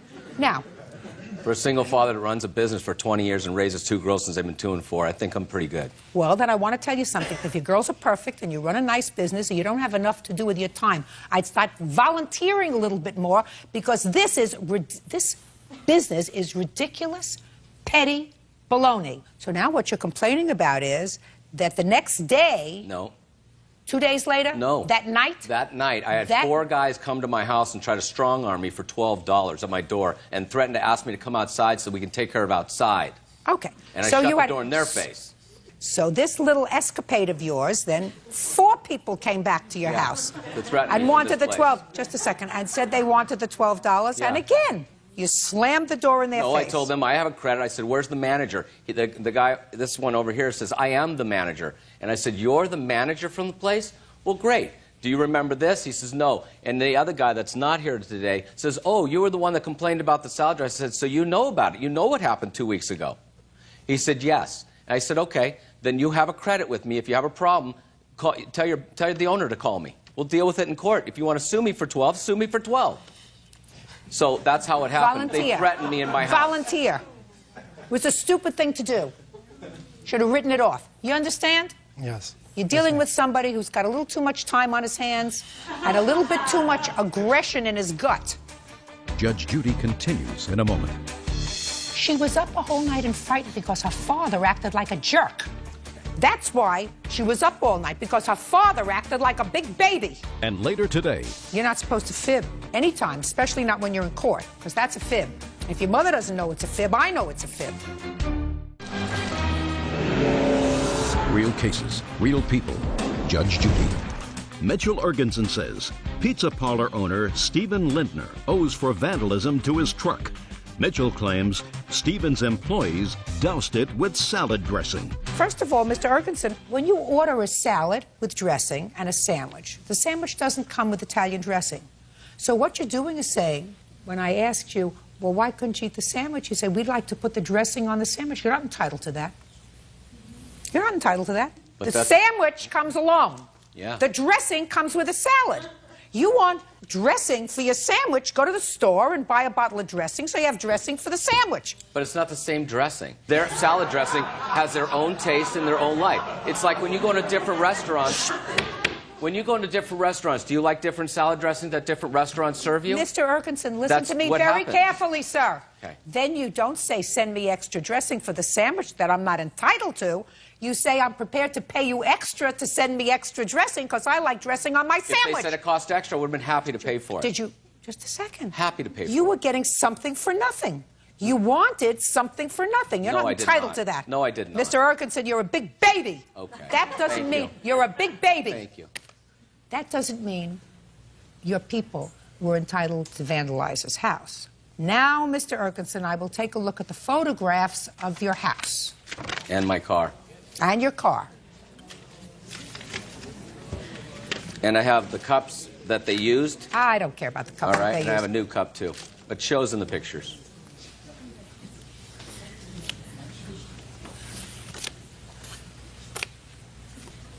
And they also have repairs that you might want to see. Let me see the bills. Mr. Lindner, the way to respond to someone who is behaving in an immature way is not to stoop to their level. There isn't a question in my mind, after examining these photographs, that this vandalism to the plaintiff's house was done by someone in your employ or in the employ of the restaurant. No question. You get me? Yes, ma'am. Ah. Now, I don't know whether you went home. I don't know whether they said, listen, he deserves it. What he did was he was acting like a baby, acting like a big baby. But you don't take the law into your own hands and commit a crime. Absolutely not. You want to file a police report and say he stole food from me? That's your prerogative. He did. It would be no different from him coming into a restaurant, having a meal, and getting up and leaving. And saying, well, the last time I was here, I didn't have a good meal. And I wanted a credit, and they wouldn't give me a credit. So this time, I'm enjoying my meal, but I'm not paying for it. No different. What he did was, he stole from you. And for that, oh, yes, you did, sir. There is no difference from what you did than if you walked into their restaurant or walked into a... I'm speaking. No different than if you went into a restaurant, ate, didn't like the meal, they wouldn't give you a credit. And a week later, go back to the same restaurant, order the same meal, and get up and leave. And if the police came, they would have arrested you for theft of services, because that's what it is. They still had no right to vandalize your house. Do you understand? Yes. You don't resort to that sort of behavior because he acted like a jerk. And came to my house and threatened me in my house. No, ma'am. And my daughter will attest to all that, too. Listen, I don't want to get your daughter involved. It's bad enough she had Well, to she be was involved. It's frightened bad that enough night. she had to be involved with it She was because of frightened your the whole night stupidity. from these guys doing this. No, listen Yeah, to me. she was. Listen to me. She was up a whole night and frightened because her father acted like a jerk. Okay. That's why she was up all night, because her father acted like a big baby. Cost you $229.23. Is that right? And lost wages in my work. Well, that's too bad. Count the lost wages in for acting like a jerk. They're not allowed to vandalize your property. Cost you $229. I hope it felt good. Do you understand? Yes, ma'am. Just 1 second. $229.23 less 12. $217.23. Judgment for the plaintiff. That's all. Parties are excused. You may step out. Apparently, I didn't bring him his dressings, which I did offer to bring back, which he did not want. I just wanted my order the way it should have. And when they didn't bring me any, I was a little upset. He yelled at me for a good 6 minutes or so in the middle of the street. About principle. I just think it's about respect between customer and business. He was enraged, and he slammed the door in my face, and that was it. And now the next case. All parties in the matter of White versus York. Step forward, please. Lisa White is suing business owner Susan York for the cost to repair her vehicle. Lisa claims Susan's son, 8-year-old Dylan, hit it with a rock. Miss White, it is your complaint that Miss York's little boy, I assume this little boy, was throwing rocks in the street, and one of the rocks hit your car, causing some damage. That's correct. And you want his mother to pay for the damage. Miss York says she doesn't think her son was responsible for that. He was merely rolling rocks, although she wasn't there. She says that it was really your conduct that was outrageous on that day. So tell me when this happened. It was approximately 7 to 7:15 in the morning on May 12th. I was on my way to work. I was traveling down East Yacht Drive. Where is that? It's in Oak Island, North Carolina. As I approached the intersection where the children were, they were in the street. How many children were in the street? Approximately 5, 2 boys and 2 or 3 girls. I assume they were waiting for the school bus? That's correct. Okay. As I approached, I noticed that they were playing in the street, so I slowed down. They moved to the shoulder of the intersection. One little boy was throwing stones into the other empty lot across the street, and as I approached, Dylan threw a rock at my car, and I heard it hit. You saw him do that? Yes, ma'am. So you stopped your car, and what did you do? I got out, and I'm like, you, come here, what's your name? And I said, look at what you've done to my car. I said, where do you live? He said, down the street. I said, you get in my car, and I'm taking you to your mother to show her what you're doing at the bus stop. Well, he had extra stones in his other hand, and he threw those down. I said, no, you pick those up, you put them in my car, and we're going now. So he got into the car, and I took him straight to his mother's house. I told him to go upstairs and take the stones with him to show whoever was there. I didn't know which parent was home. I said, take those and show them what you've been throwing at my car, and send them downstairs to talk to me. And she came down to talk with me. And what did she say? Well, she asked him, did he do it? And why did you do that? I told you not to throw stones. I told her. What did he say? He's like, well, it was an accident. I'm like, no, it was not. I saw him do it. He said to his mother it was an accident. That's correct. Is that right? Yes, ma'am. Stand up next to your mother. Dylan, how could it be an accident if you were throwing the stones? I was rolling them across the road, and she was going like 70. Dylan, I don't want your nose to get long. I want you to tell me how it's an accident that stones that you were rolling on the ground hit somebody's car. I rolled it, it bounced up on another You rolled it and it bounced up? A rock? It hit another rock and it bounced. That's a fib, Dylan. You're not supposed to fib anytime, especially not when you're in court, because that's a fib. If your mother doesn't know it's a fib, I know it's a fib. You and your friends were throwing rocks, right? Yes. And one of the rocks hit her car. Yes. See how easy that was? Yes. What your complaint is, Miss York, and one that I quite frankly find compelling, is that Miss White exercised very poor judgment in putting your son in her car. This is correct. Because I don't think North Carolina is any different from any other place in this country. You don't take somebody else's child and put them in your car. That's very poor judgment, Miss White. I don't think there would have been anything wrong in you saying, if you live right down the street, you go right home, I'm going to follow you, so that you would know where he lived. But you don't take anybody else's child and put them in your car. Now, can I see a picture of the damage to your car? I do have a photo, but you cannot see the actual dents or chips in the car, in the paint. Well, it should just be one. No, there's actually several. I have a police report stating that the officer noted 6 chips areas. Well, he didn't chip it 6 times. He threw 1 rock. That's according to you. He had several stones in his other hand. I don't know how many stones actually hit. I don't know how many children were involved in throwing stones, but you said to me, I saw him throw a stone.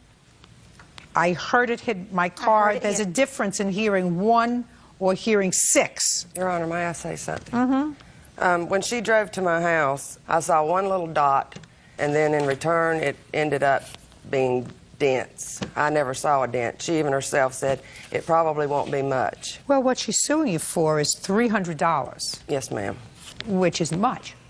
I think what your complaint is, quite frankly, despite the fact that I read your answer, and your answer gave me the same malarkey that he was rolling stones. Children don't roll stones. They throw stones at cars. And that's what he did, because that's what he just told me he did. Right. Yes, ma'am. So you're responsible, because if you want to make sure that your son doesn't do that, and I assume he's done it before, right? Not that I'm aware of, no, ma'am. Never heard of him throwing rocks before? Not at cars. At anything? I mean, he's a little boy. I guess he does throw rocks, yes. Okay. Well, if he's a little boy and he throws rocks, then you should be out there with him waiting for the school bus. Your Honor, I would like to say, when he came home from school, I had asked him what happened. And he admitted that he had been rolling rocks. Rolling rocks doesn't... Rolling rocks, throwing rocks, and 1 hit her car. And then he proceeded to show me how she forcefully put him in her car. I have a written statement for... I don't take statements from people. She had no right to put him in the car, take him in the car, ask him to get into the car, pick him up. Absolutely no right to do that. He wasn't injured. He went off to school that day. Did you go off to school that day? Yes. Did you have a good day in school that day? Yes. So he wasn't injured, emotionally or physically. But she did the wrong thing, and I've told her she did the wrong thing. So I read her the riot act. You still have to pay to have a car fixed. That's fine. Judgment for the plaintiff in the amount of $300. That's all. Thank you. Step out. You're welcome, Judge. Parties have been sworn in, Your Honor. You may be seated. Ma'am, have a seat, please. What's your first name? Jennifer. Jennifer, this used to be your boyfriend? Yes. Your mother's complaint is that on 2 separate occasions involving 2 separate cars that she bought for you, you allowed Mr. Wonderful over here to drive the cars, and he totaled them. Yes. The first incident, there was insurance, and there was a $500 deductible. Second instance, she bought you another car. You again allowed, what's your first name?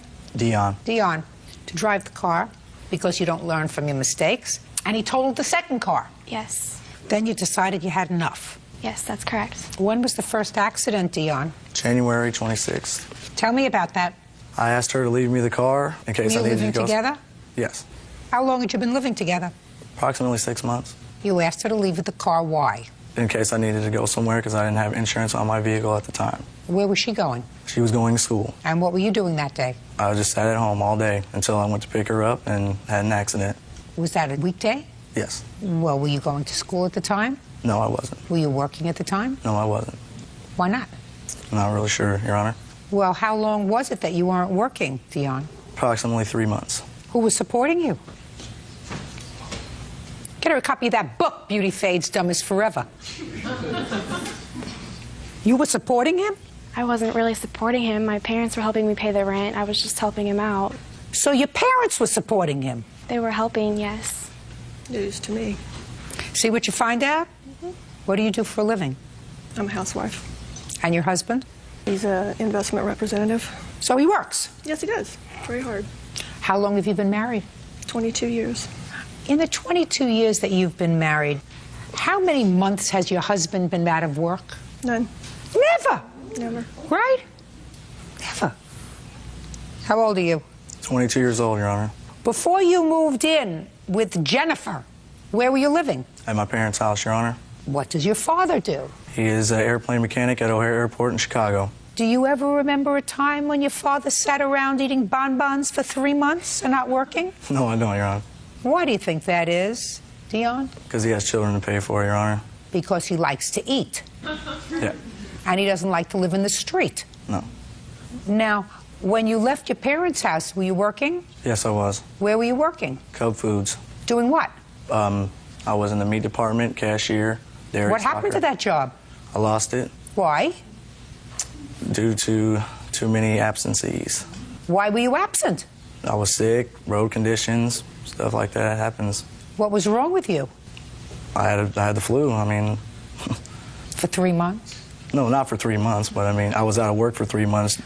All right, now let's get to the first accident, Dion, because I've tortured you about your responsibility in growing up long enough, because even I'm getting bored with it. I don't know if I'm getting through to you, sir. If you want to be a grown-up and live out on your own, you have to work.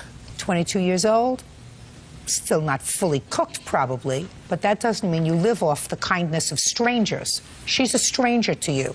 She has her own children, and if she's supporting her daughter, and if her husband is supporting her daughter, they don't have to support you, too. That's true. Thank you.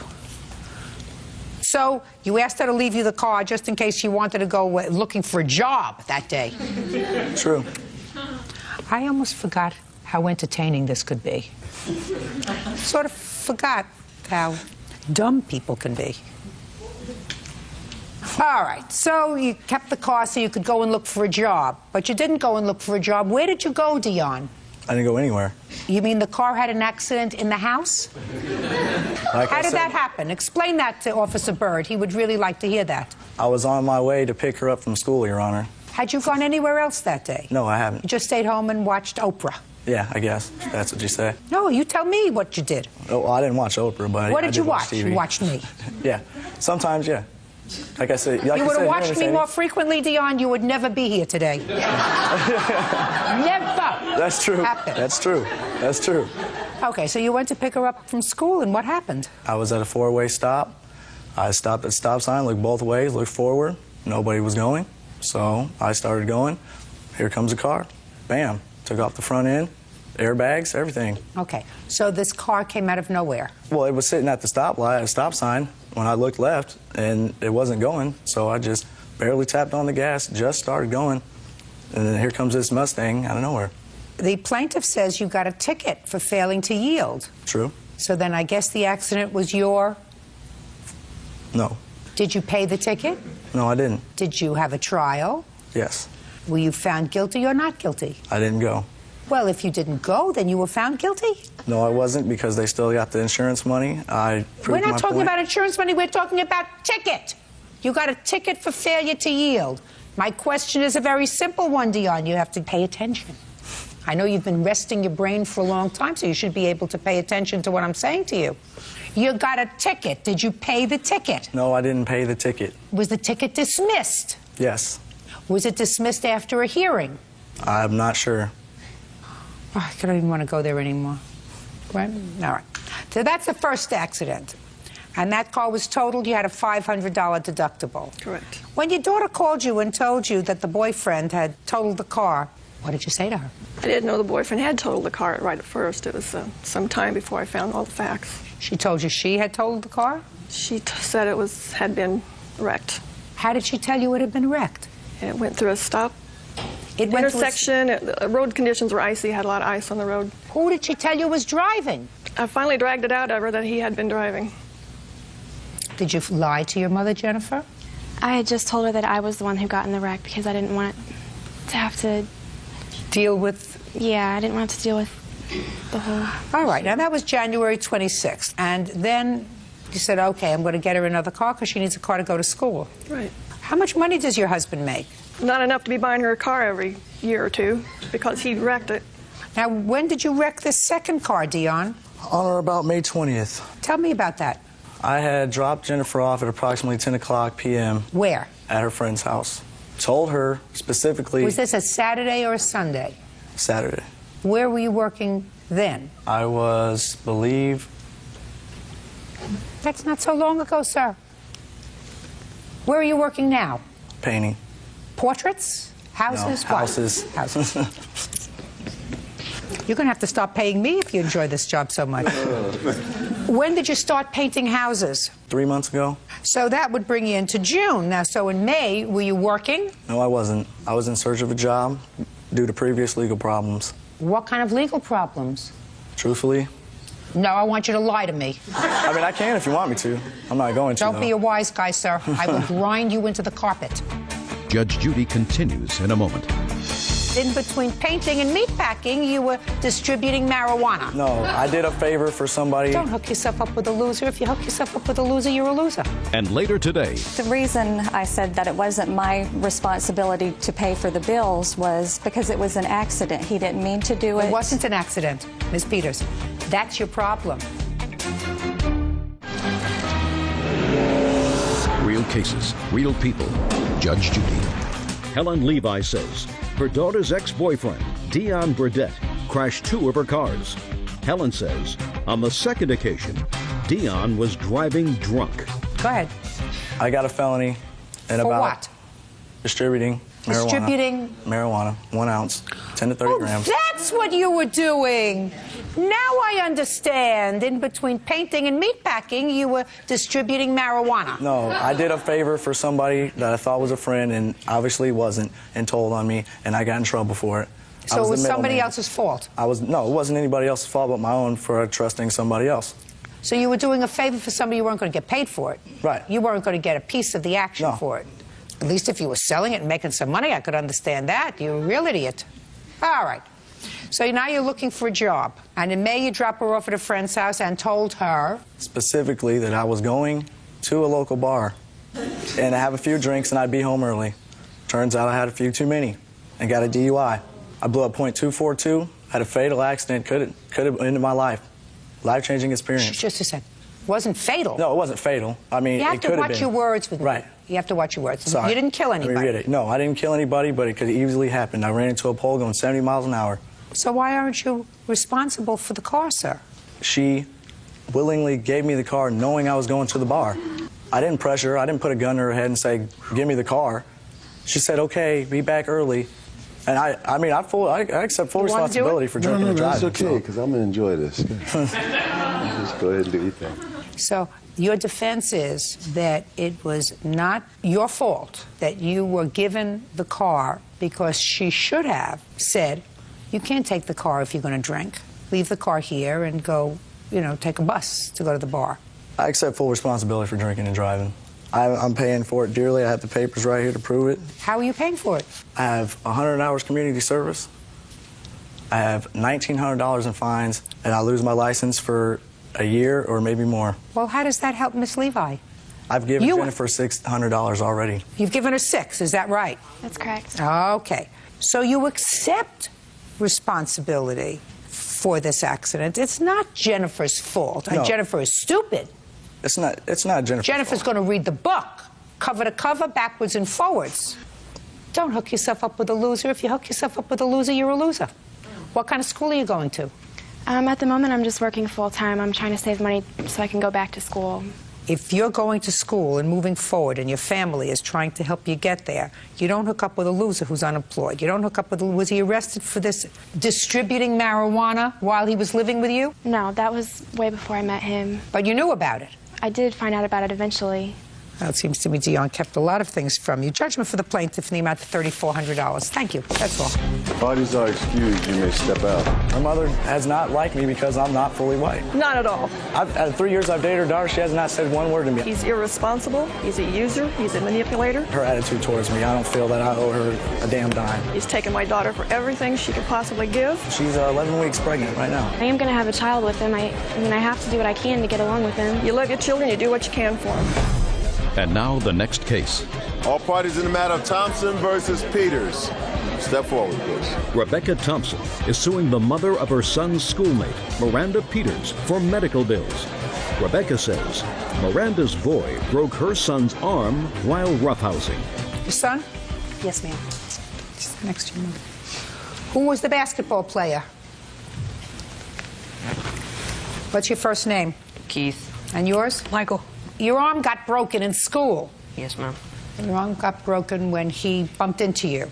Yes, ma'am. Tell me what happened. Well, I was trying to get into the game, and pretty much... When did this happen? March 17th of 04. You were trying to get into what game? The basketball game. In PE that day, it was pretty much a free day, and I was trying to get into the game, and they were pretty much just shoving me off. Who was? All the players.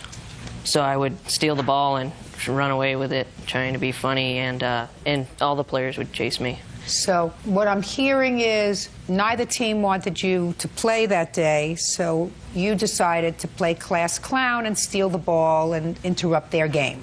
Yes, ma'am. So what happened next? Well, all the players pretty much chased me down and eventually got it from me, and while I was standing in the crowd, he gestured for the other players to clear a path to me, and when he did, he tossed the ball at me. And whenever I saw it was coming at me, I just tensed up and turned, and it hit me in my left hip. Didn't hurt you? No, ma'am. And then what happened? I just sort of walked up to him. Behind him was a gym mat, pretty thick and soft. So I wrapped my arms around him and purposely fell onto the gym mat. Everybody was laughing, and he did the same thing to me. And you wrestled him, then he wrestled you to the ground, to the mat. It was not an act of anger. Okay.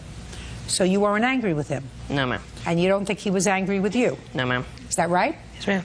What happened next?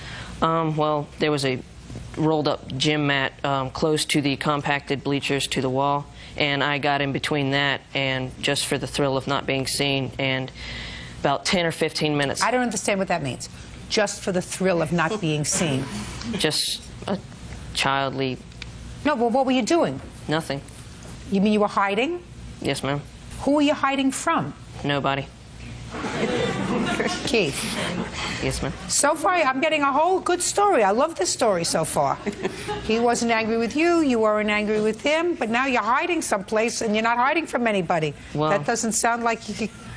Well, I mean, me and my friend Anthony were both doing it, and he was behind another one to the right of me, and about... What were you doing? Just hiding.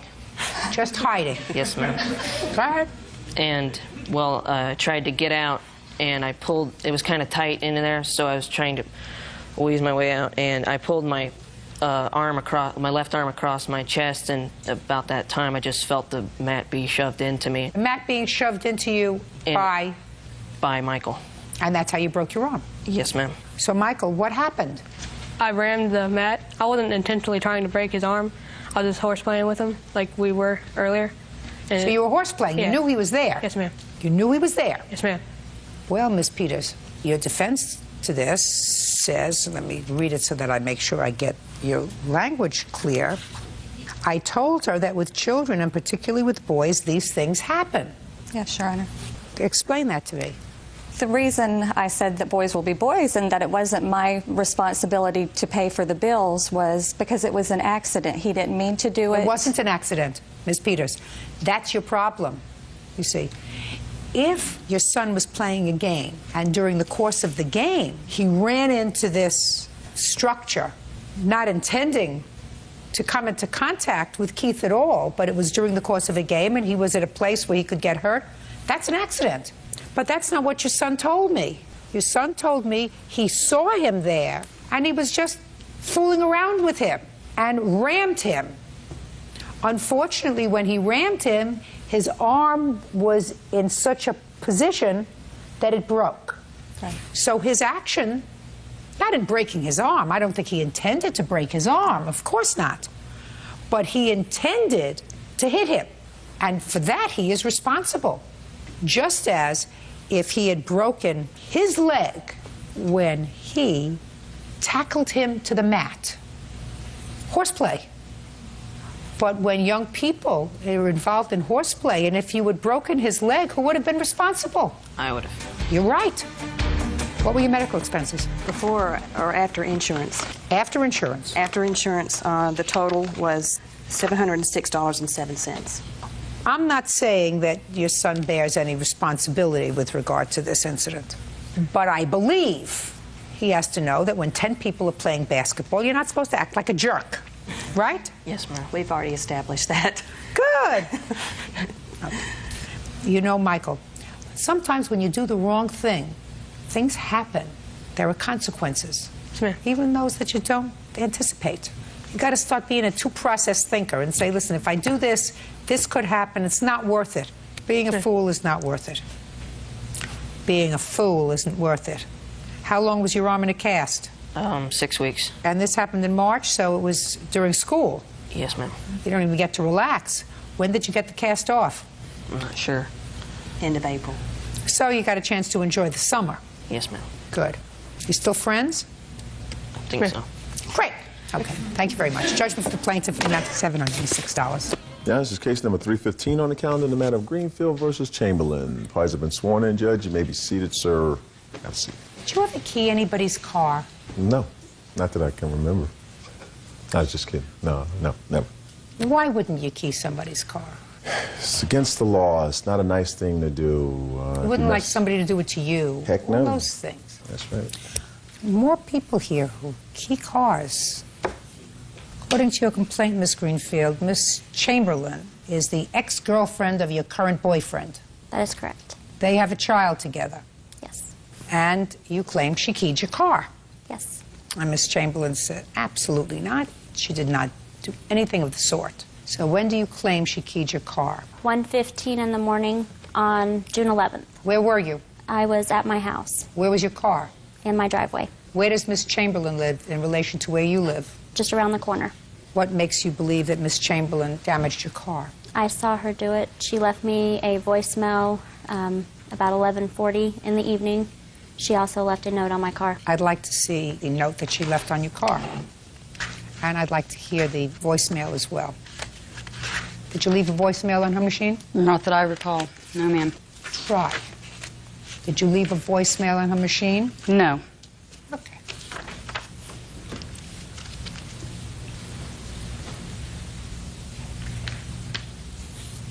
Is this your handwriting?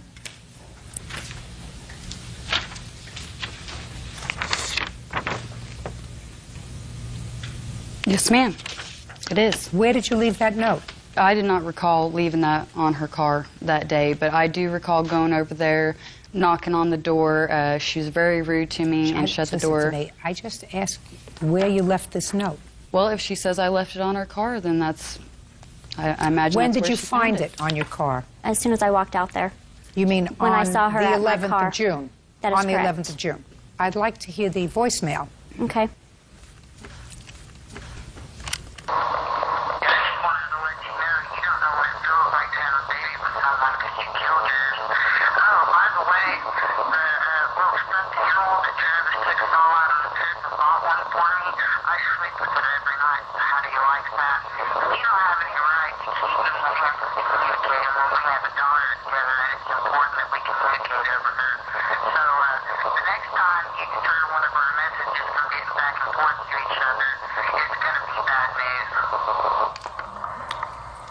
Okay, so tell me what you observed on the 11th of June.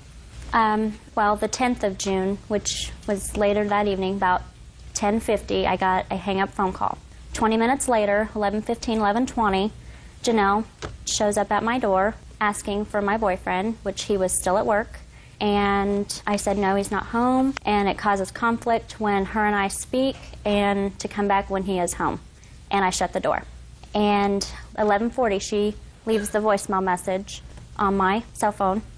And 1:15 in the morning, I see her put an egg on my car and key it. I object to that. She did not see me there.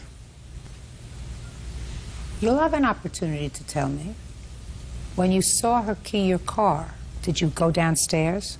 Yes. When you got downstairs, was she there or was she gone? She was running down the driveway in front of the house, running south. Did you say anything? Yes. What did you say? I told her to stay the hell away from my car. Did she answer you? No, she kept running. Did you call the police? Yes, I did. Can I see the police report, please? There's hers and mine.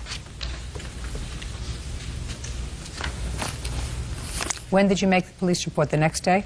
No, it was on the 11th of On the June. 11th that day. Okay, now I'll hear you. June 11th. Mm-hmm. Go ahead. It was actually the 10th. That night I left for the grocery store. I cashed WIC vouchers. What time? I'm not sure. Whatever the police report says was on the receipt. It was late in the evening. I went to go get my baby some formula. I came back home. The police knocked on the door. I showed him my receipt. I was at the grocery store at the same time that she was accusing me of this. No, you weren't.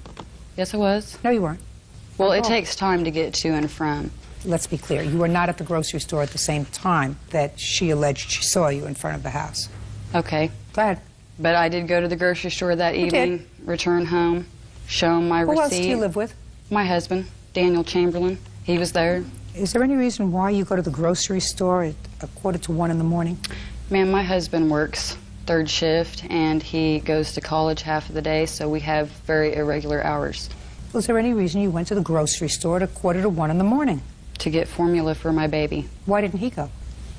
It wasn't necessary. He needed to stay at home with the children. How many children do you have? I have 4. Go ahead. That's what I did. I went to the grocery store that night. Well, at what point did you call her on the telephone and leave that message?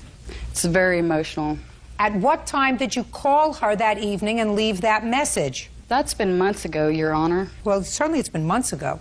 At what point did you call her and leave that message on her answering machine? The only time I remember having any confrontation with her was earlier in the day. I'm not asking you about confrontation, madam. You didn't speak to her when you called.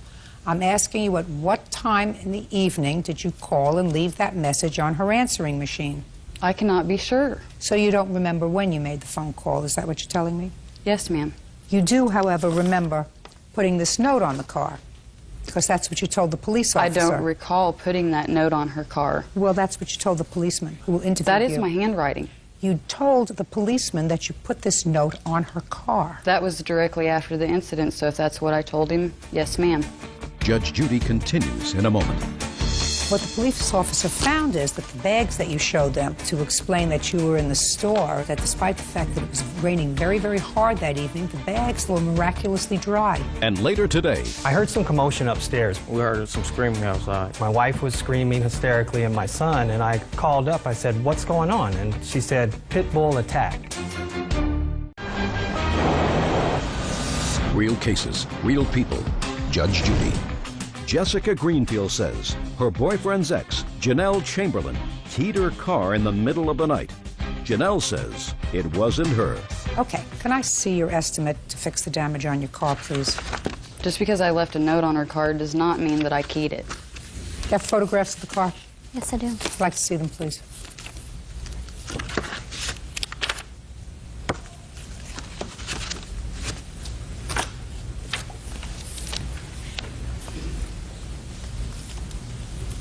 Where on the car was the note? On the driver's side windshield. It was raining that night. I know. I retrieved it as soon as she left it there. So you went out immediately? Yes. Right. Because clearly the police who observed the note, this is just a copy of it. No, because that note was left earlier in the day, not that night when it was raining. I'm speaking.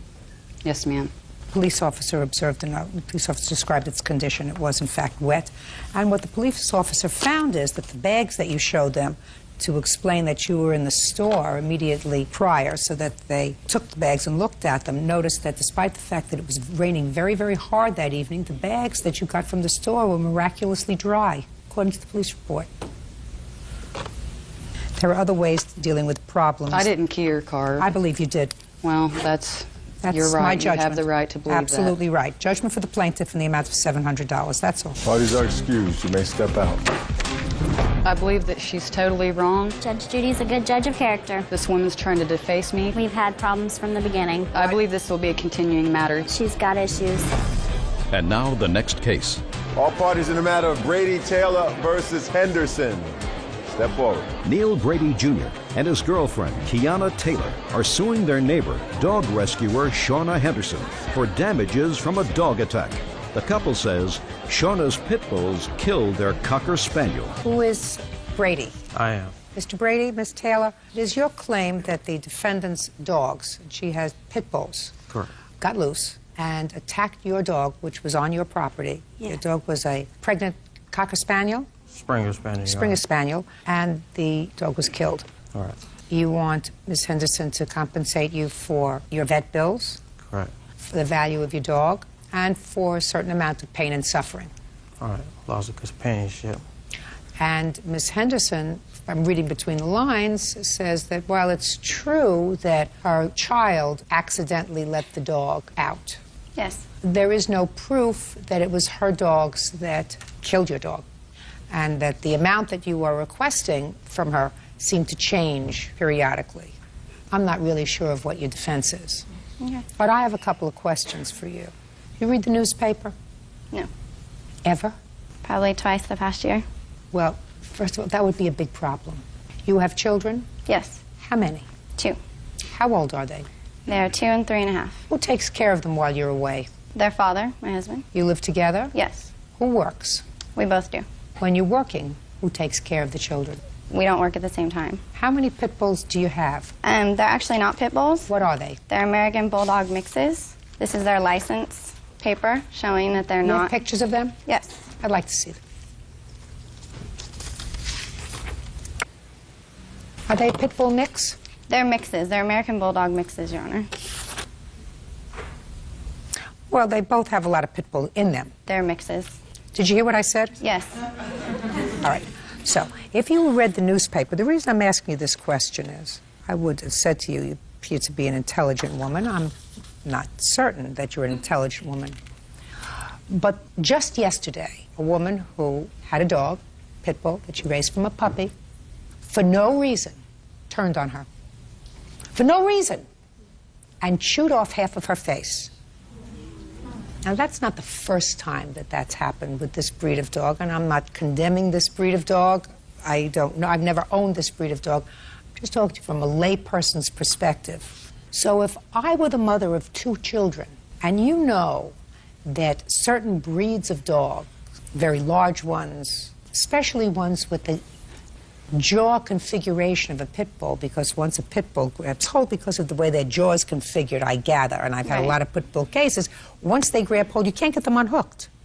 Very hard to get them unhooked. Right. So they cause more damage than your standard fair dog if they turn on you. That be a fair statement, Miss Henderson? Sure.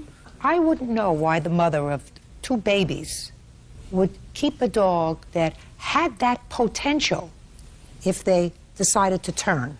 If a 2-year-old, for some reason, took a stick and poked the dog with the stick so that the dog turned on them, which a 2-year-old can do.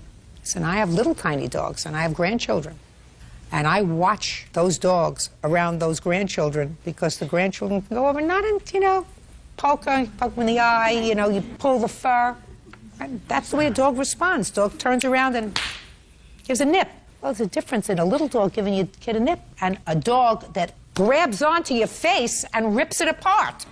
Neil Brady Jr. and his girlfriend Kiana Taylor claim neighbor Shauna Henderson owes for the death of their Cocker Spaniel. The couple says the animal was killed by Shauna's pit bulls. Tell me what happened with your dog. One evening we were in the house and we heard some screaming outside. I wasn't quite sure what it was until a neighbor knocked on the door and let me know my dog was attacked. Were you the neighbor? Yes. Could you step up, please? Tell me your name. Michael Palmieri. Mr. Palmieri, you are a neighbor of the Brady Taylor family? Yes, I am. Tell me what you saw on what date? I don't remember the exact date, You Your remember Honor. the date? It was September 6th. September 6th? Yes, it was. Go ahead. Absolutely. I heard some commotion upstairs. My wife was screaming hysterically and my son, and I called up. I said, "What's going on?" And she said, "Pit bull attack." And I just ran out of the door. I had only my boxers on. I had nothing else on. I have a small child. Other neighbors have small children.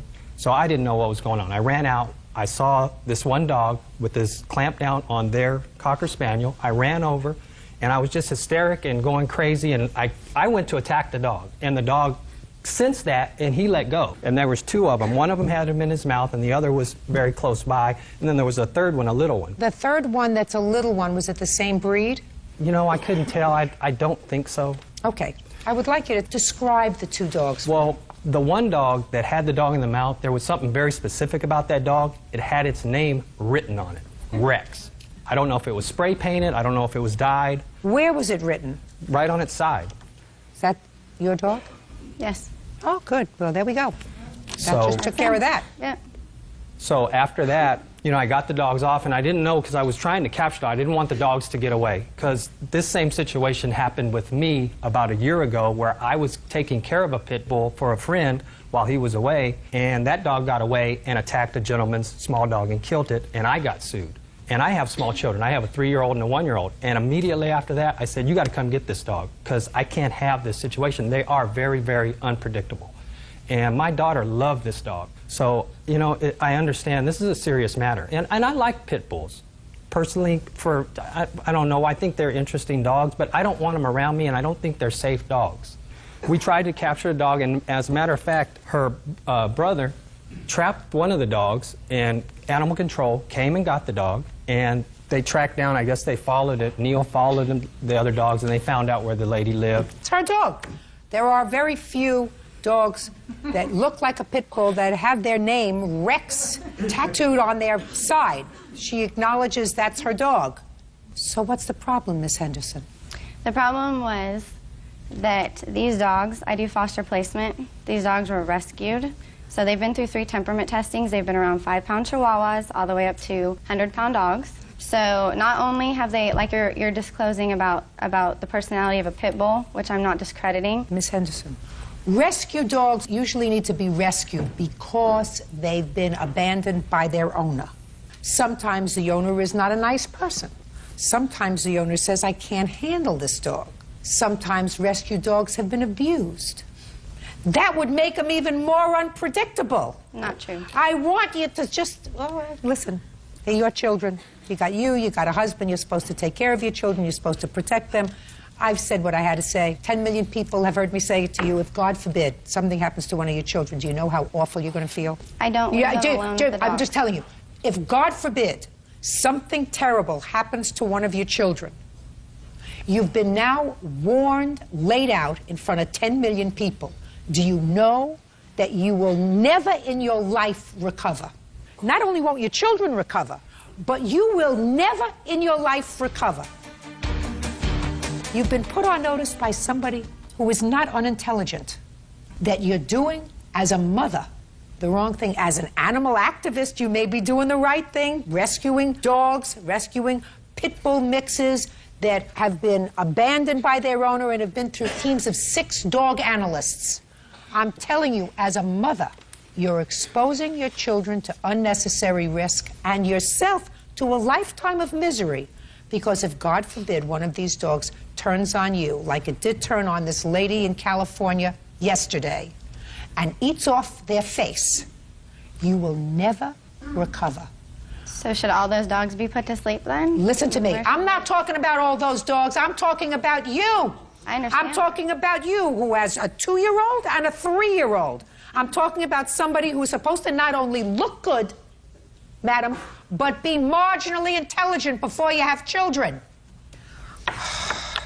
Judgment for the plaintiff in the amount of $3,000. Nothing that I say is going to get through, that's all.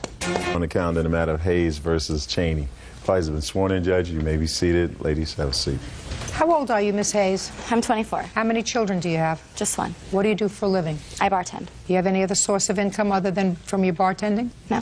Ever receive any supplements from the state? Right now I get medical for my child, and I do receive food assistance too. Your complaint is that a little over a year ago, you made an arrangement with Mr. Cheney, who is the father of your daughter, that in lieu of child support, he would furnish you with a car. Right.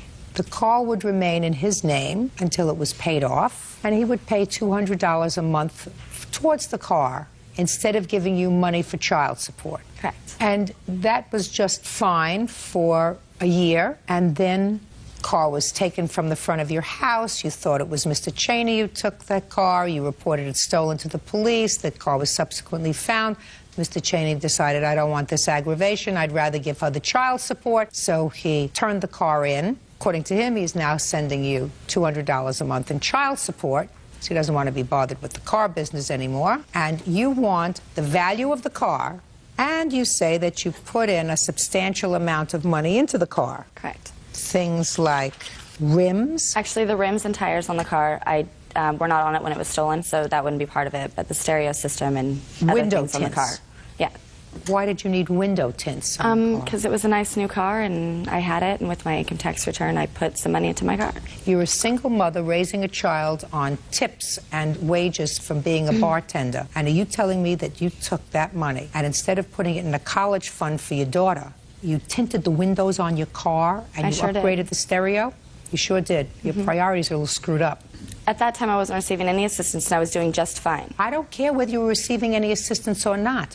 How much money do you have put away for your daughter for college? None. And when you receive Medicaid and when you receive food stamps, you're receiving welfare. And before I would put money into tinting my windows in my car, I would put money towards my child's future. That's what a grown-up does. I just want to mention that, madam, because I was actually appalled at that piece of your complaint when you say you want that money back from him because he repossessed the car and sold it after you had put in this window tints and stereo system and fancy rims on the car. And so he owes you $4,000. Now, Mr. Cheney. Yes. Why did you take the car back? I didn't take the car back. It was reported stolen. I found it 2 blocks from her house, sitting in an apartment complex, which I did some checking around and I got proof that the car was there and that she's been in and out of those apartment complexes many times while it was there. It was given back to me by a police officer. Because the car was in your name? The car was in my name. I took it back to the car lot because I didn't want no problems. She's trying to put me in jail all the time. I didn't want no problems with it. Fine. You used the car for a year? I did. If I wanted to put him in jail, Your Honor, he would be in prison right now. You used the car for a year? I did.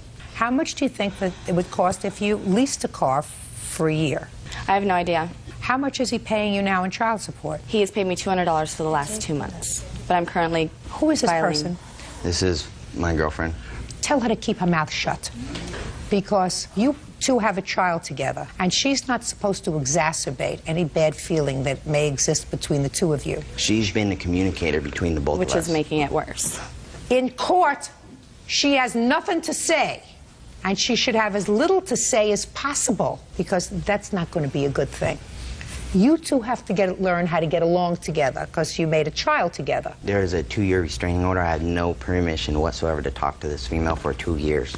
She is the communicator by court. He was talking to me up until I don't know what happened, and she decided that she didn't want that anymore, and now she's been the communicator, and she makes things up between the two of us and causes more Very bad. That's very unfortunate. Who got a restraining order against whom? The state actually pressed it for a no-contact order because of a domestic violence that we had. Who supervises visitation? No one supervises visitation. She was picking up for a while our daughter and bringing him to him for the weekend, and then we would meet and I'd pick her up. Oh, he stopped seeing her about 8 months ago, though. No, I didn't stop seeing her. Or not 8 months She ago.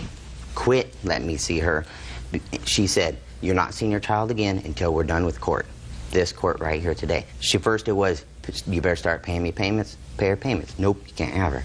Now we're going to court. Oh, no, not till court's over. So I'm paying. I haven't even seen my child in like 4 months. Do you have an order of visitation? I don't think so. Well, go and get one. If you don't have an order of visitation, then you see your child whenever she says you can. If you have an order of visitation, sir, that's fixed by a court, you will see your child whenever the court tells you you can see your child. Do you understand the difference? Yes, I do. Well, then you got to get off your duff and go into court and file for an order of visitation. Well, I was trying to do it out of court. Well, that's stupid. Your Honor, I've never told him he couldn't see his daughter. Just a second. That's stupid. That's stupid. You pick yourself up and you go to the local domestic relations court or the family court, wherever you live, and you file a petition to see your child, whatever. And she just says, I told him he could see her whenever. She don't Listen bring her, to me. then I can't see her. Listen to me. That's not up to her. Go. If somebody told me I couldn't see my child, I wouldn't wait 4 months to go to court. She knew how to go to court to get an order of support, right? Right. You do have an order of support. Yes, we do. $200. That's not court ordered. It's not court ordered. That's not. I'm in the process right now of getting back into the court ordered amount, which is $280 a month. It's ordered that I pay $280 a month already. We had a verbal agreement outside of it to pay $200 a month. So No, to pay For the car. to pay for the car. Now I'm in the process of getting the $280 a month again. Very good. So you'll get your $280 a month. Good. I don't know what you want. What I want basically is I put all this money into this car. That was stupid. It was a That bad was decision. stupid. Bad Who told decision. you? Who told you? Listen to me. Who told you to tint the wheels, buy rims, buy a stereo, tint the whatever? What did I say? Tint the rims? You said tint the wheels, but tint the wheels. Whatever you do, madam, that's your prerogative. I can really understand why he doesn't want to have anything to do with you other than paying child support and picking up the child because clearly you don't like each other. You don't get that money back. Have you seen the contract? What? I don't care. Listen to me. He agrees in the contract to pay me the money that he owes me if the contract was ever broken, that I had into the car. He agreed to that, so... She willingly gave up the car by reporting it stolen.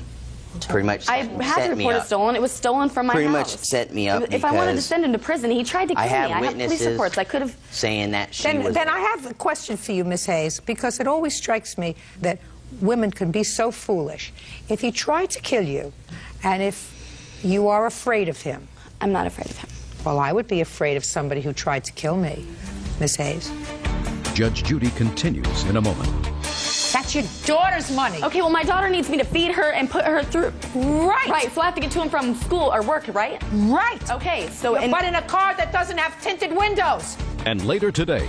February, she decided that she was going to have some plastic surgery done. Had a cabaret party, spent over $2,000 to have this party, and I still didn't get my money.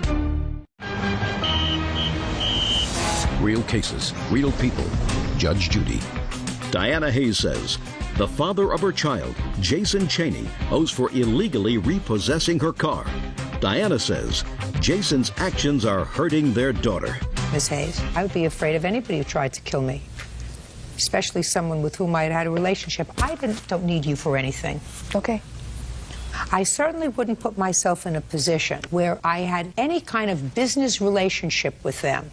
Listen to me, any kind of business relationship with them. There has to be a reason for that. Now, one of the reasons for that might be, you see, if he's giving you $280 a month, you could purchase your own car. However, if he's giving you $280 a month, the other assistance that you might be getting from the state, including the Medicaid and the food stamps, would be taken away.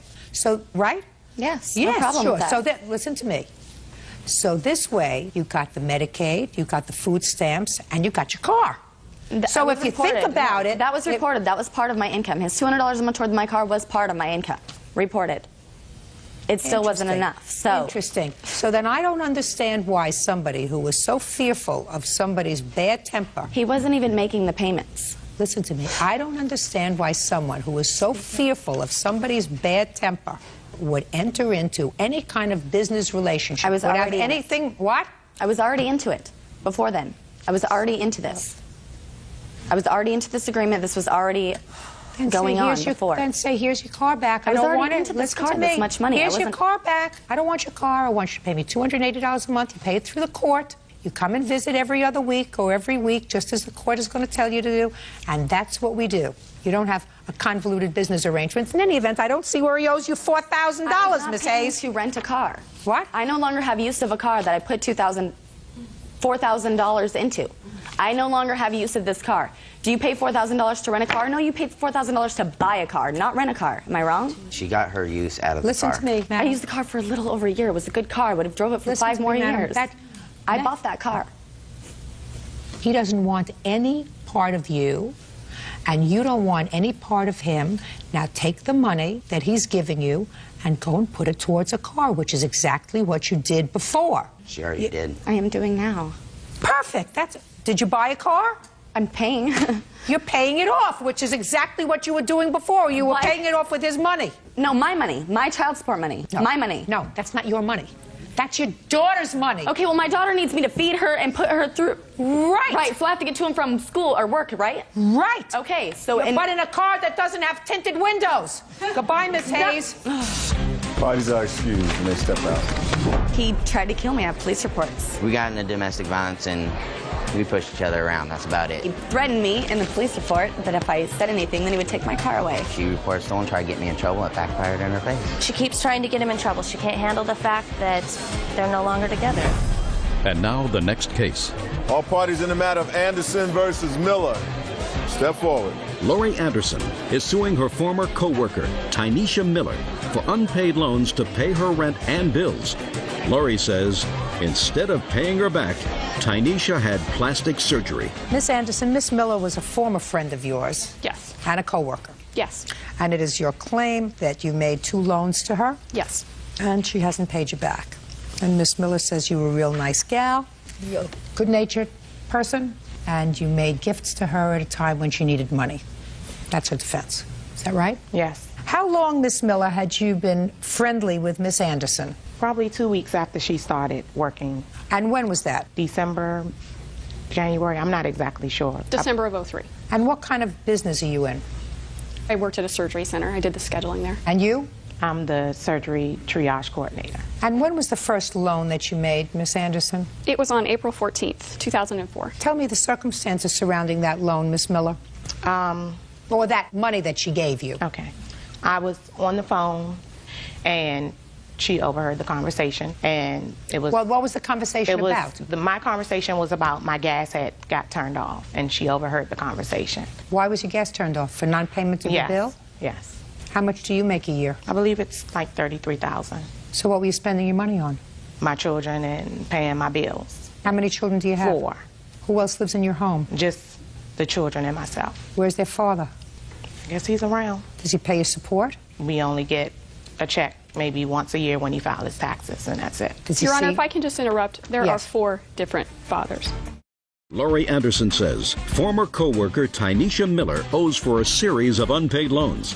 Laurie says Tynesha played on her sympathy. Okay, so your gas was being shut off. And she volunteered that. Well, tell me what she said. Well, she came to me and said, I'm your friend. You know, I love you and your children. I want to help.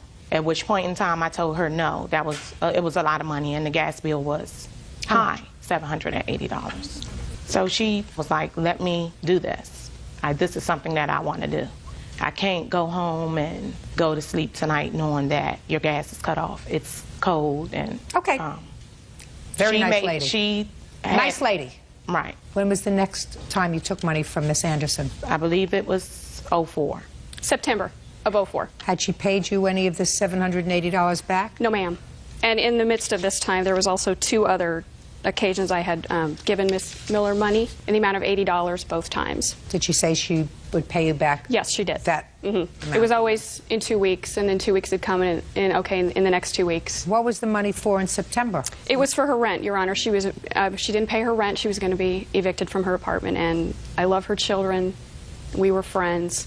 I trusted her. Even though she hadn't paid me the $780, I still couldn't go home in good conscience knowing that she was going to be evicted from her apartment. So I did write her a check in the amount of $893, which she did cash. So far, is that correct? Yes. What arrangements did you have with her for repayment of all this money? Just, I will pay you back in 2 weeks. In 2 weeks. After the check in September, we were discussing it. She said, Lori, I know I haven't paid you back the money. I'm going to get, a pretty good income tax check this year, and I'll pay you back with the income tax check. And I said, that's fine, Tanisha. So in February, she decided that she was going to have some plastic surgery done. Had a cabaret party, spent over $2,000 to have this party, and I still didn't get my money. Just a second. What kind of cabaret party? It's just a cabaret that you throw and you raise money. For what?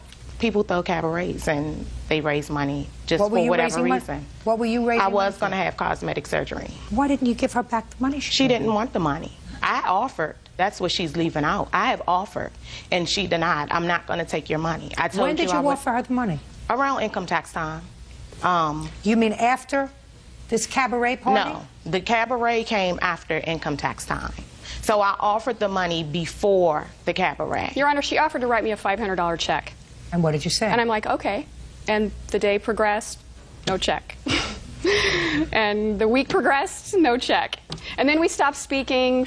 I was hanging around with some people she didn't like. We stopped speaking. I asked her for the money. She said, you'll have your money by Tuesday. Well, Tuesday's come and gone, about 45 Tuesdays from then. And I still haven't got my money. And then, Your Honor, to top it off, my birthday, we'd made plans to go out on my birthday, which was fine. She was going to pay for it, pay for my birthday cake. I'm like, when was this? May 13th is my birthday. Of this year? Yes, ma'am. So you were still speaking? We were still speaking. We were still co-workers. Yes, we did. We worked very closely together. I was still trying to be a friend, be the kind of person that I needed to be. And on my birthday, she's like, I'm going to order you a cake. We're going to go out. I'm going to pay for it. I'm like, you don't have to pay for my cake. I can pay for my cake.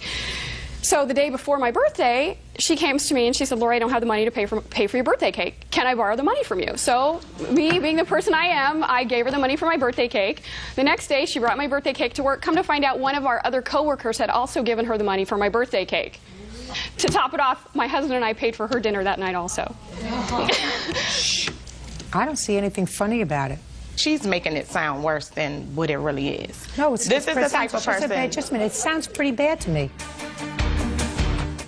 You know, a lady who's earning $33,000 a year and getting some other support for her children from their father, whether it's from income tax return from one father and some other sporadic money from another father, raising 4 kids is expensive. But when you have a friend who is willing to help you over some rough spots, I think that that's terrific. And I would be much more sympathetic with you in your position as a single mother of 4 children if you didn't spend $2,000 to have a cabaret party, if you had a little more priority about what you were going to do with your money. Do you understand what I'm saying, Miss Miller? Yes, I do.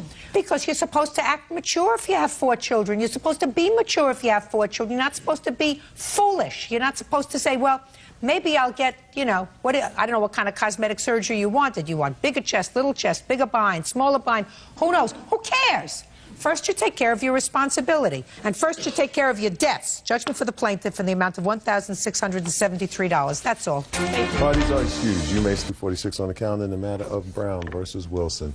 Parties have been sworn in, Judge. You may be seated. Mr. Brown, Miss Wilson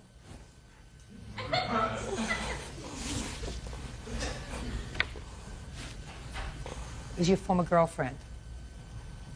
And you claim she got really angry at you one night because she thought you were with another woman, an ex-girlfriend of yours. She came over to your house. You didn't answer the door. You looked out the window. You saw her leave, and she keyed your car. Right? No. What'd you do? She did keep my car, but I wasn't home. I was at my neighbor's house. My cousin was the one who answered the door. When she came to the door, he said, did you see your girl? Your girl just left. Listen to me. I didn't ask for a whole story from you yet. All right, I was just Who saw her key your car? I saw her key my car. All right. I went out my back door when my cousin told me that, he said, did you see your girl? She just left. Shh. Don't tell me what anybody said to you. That's hearsay. You saw her key your car. Correct. I went out my back door. I was trying to tell you where I saw her at. Miss Wilson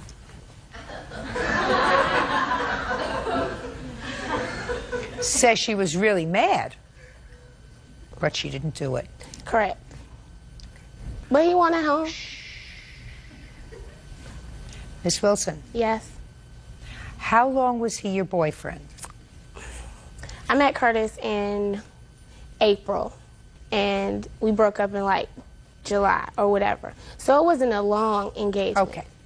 Now, there came a time when you went over to his house? Yes, ma'am. When was that? Whatever the day in question was. What's the date?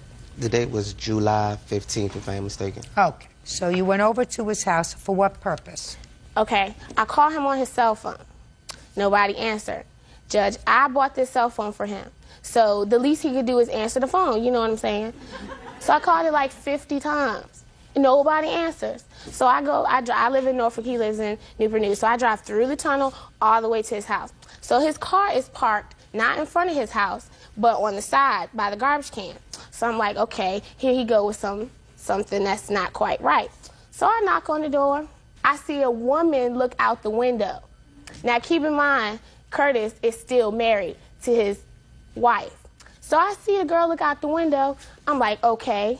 So I'm knocking on the door, knocking on the door, knocking on the door. Finally, music pumping in the bedroom, sounds coming out the bedroom. I'm not stupid, Your Honor. So finally, he sent his cousin to the door. Kurt not here. I'm like, I just seen a girl in the bedroom. Oh, that was me. Okay, so now you got long hair and all this stuff? Oh, well, that was me. Kurt's not here. So by this time, I had went to the window before I even knocked on the door. I put my ear up to the window, trying to hear everything. I heard the music, I heard her, and I heard him.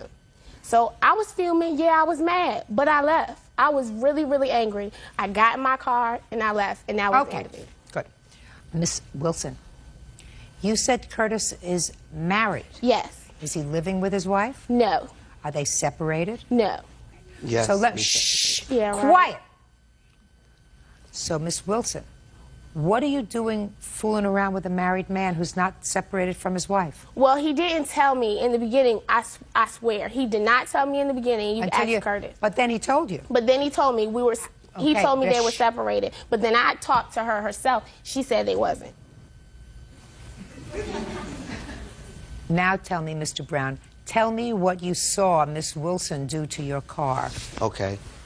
I came out my back door. I use my back door. I don't use the front door. I use my back door to go in my house. Just tell me what you saw. I went out my back door. I was coming off the side of my building to the parking lot. I saw her exiting the hood of my car, going towards her car. She was walking like, say, this is my car. She was walking away. So I seen her scratching the hood of my car. No, let me see pictures of the car. So she had to scratch. My car won't like that before. Well, Mr. Brown, She called me as soon as she left. She called me on my cell phone as soon as she left. And what'd she say when she called you? She said, "You gonna be real mad at me in a minute." I'm like, "Why?" She said, "You ain't gonna want to talk to me no more." No, that is not "Why?" how it happened. She was like, "After you see what I done, you ain't gonna want to talk to me no more." Did I ever say I keyed your car? Yep. You key Bishop, Miss Wilson. Listen to me. I want you to be very, very quiet when I say this to you, Miss Wilson. Okay. You keyed his car. No, I didn't. Can I it say was one his more baby thing? mama that keyed his car, probably, or all them other girls that was on. He just mad because he can't figure out which one it is because he's sleeping with so many women, so he want to pin it on me. Can I say one thing, Your Honor? Just a minute. Put your hands down. You keyed his car. I didn't key his car, Judge Judy. Yes, you did. No, I didn't. Yes, you did. No, I didn't. Mm-hmm. Yes, you did.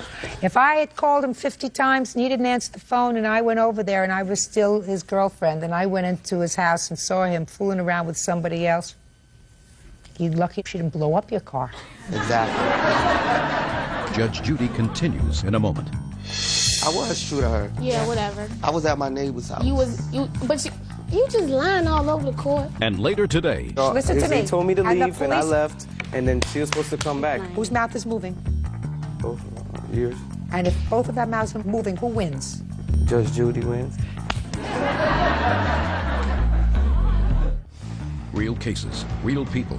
Judge Judy. Curtis Brown says ex-lover Tabitha Wilson keyed his car. Tabitha says the culprit was probably another one of Curtis's girlfriends. Can I see the bill? I believe you when you say you saw her over at your car. How can you believe that? I believe he it. Come out the house. I believe it. I came out the back door. I believe it.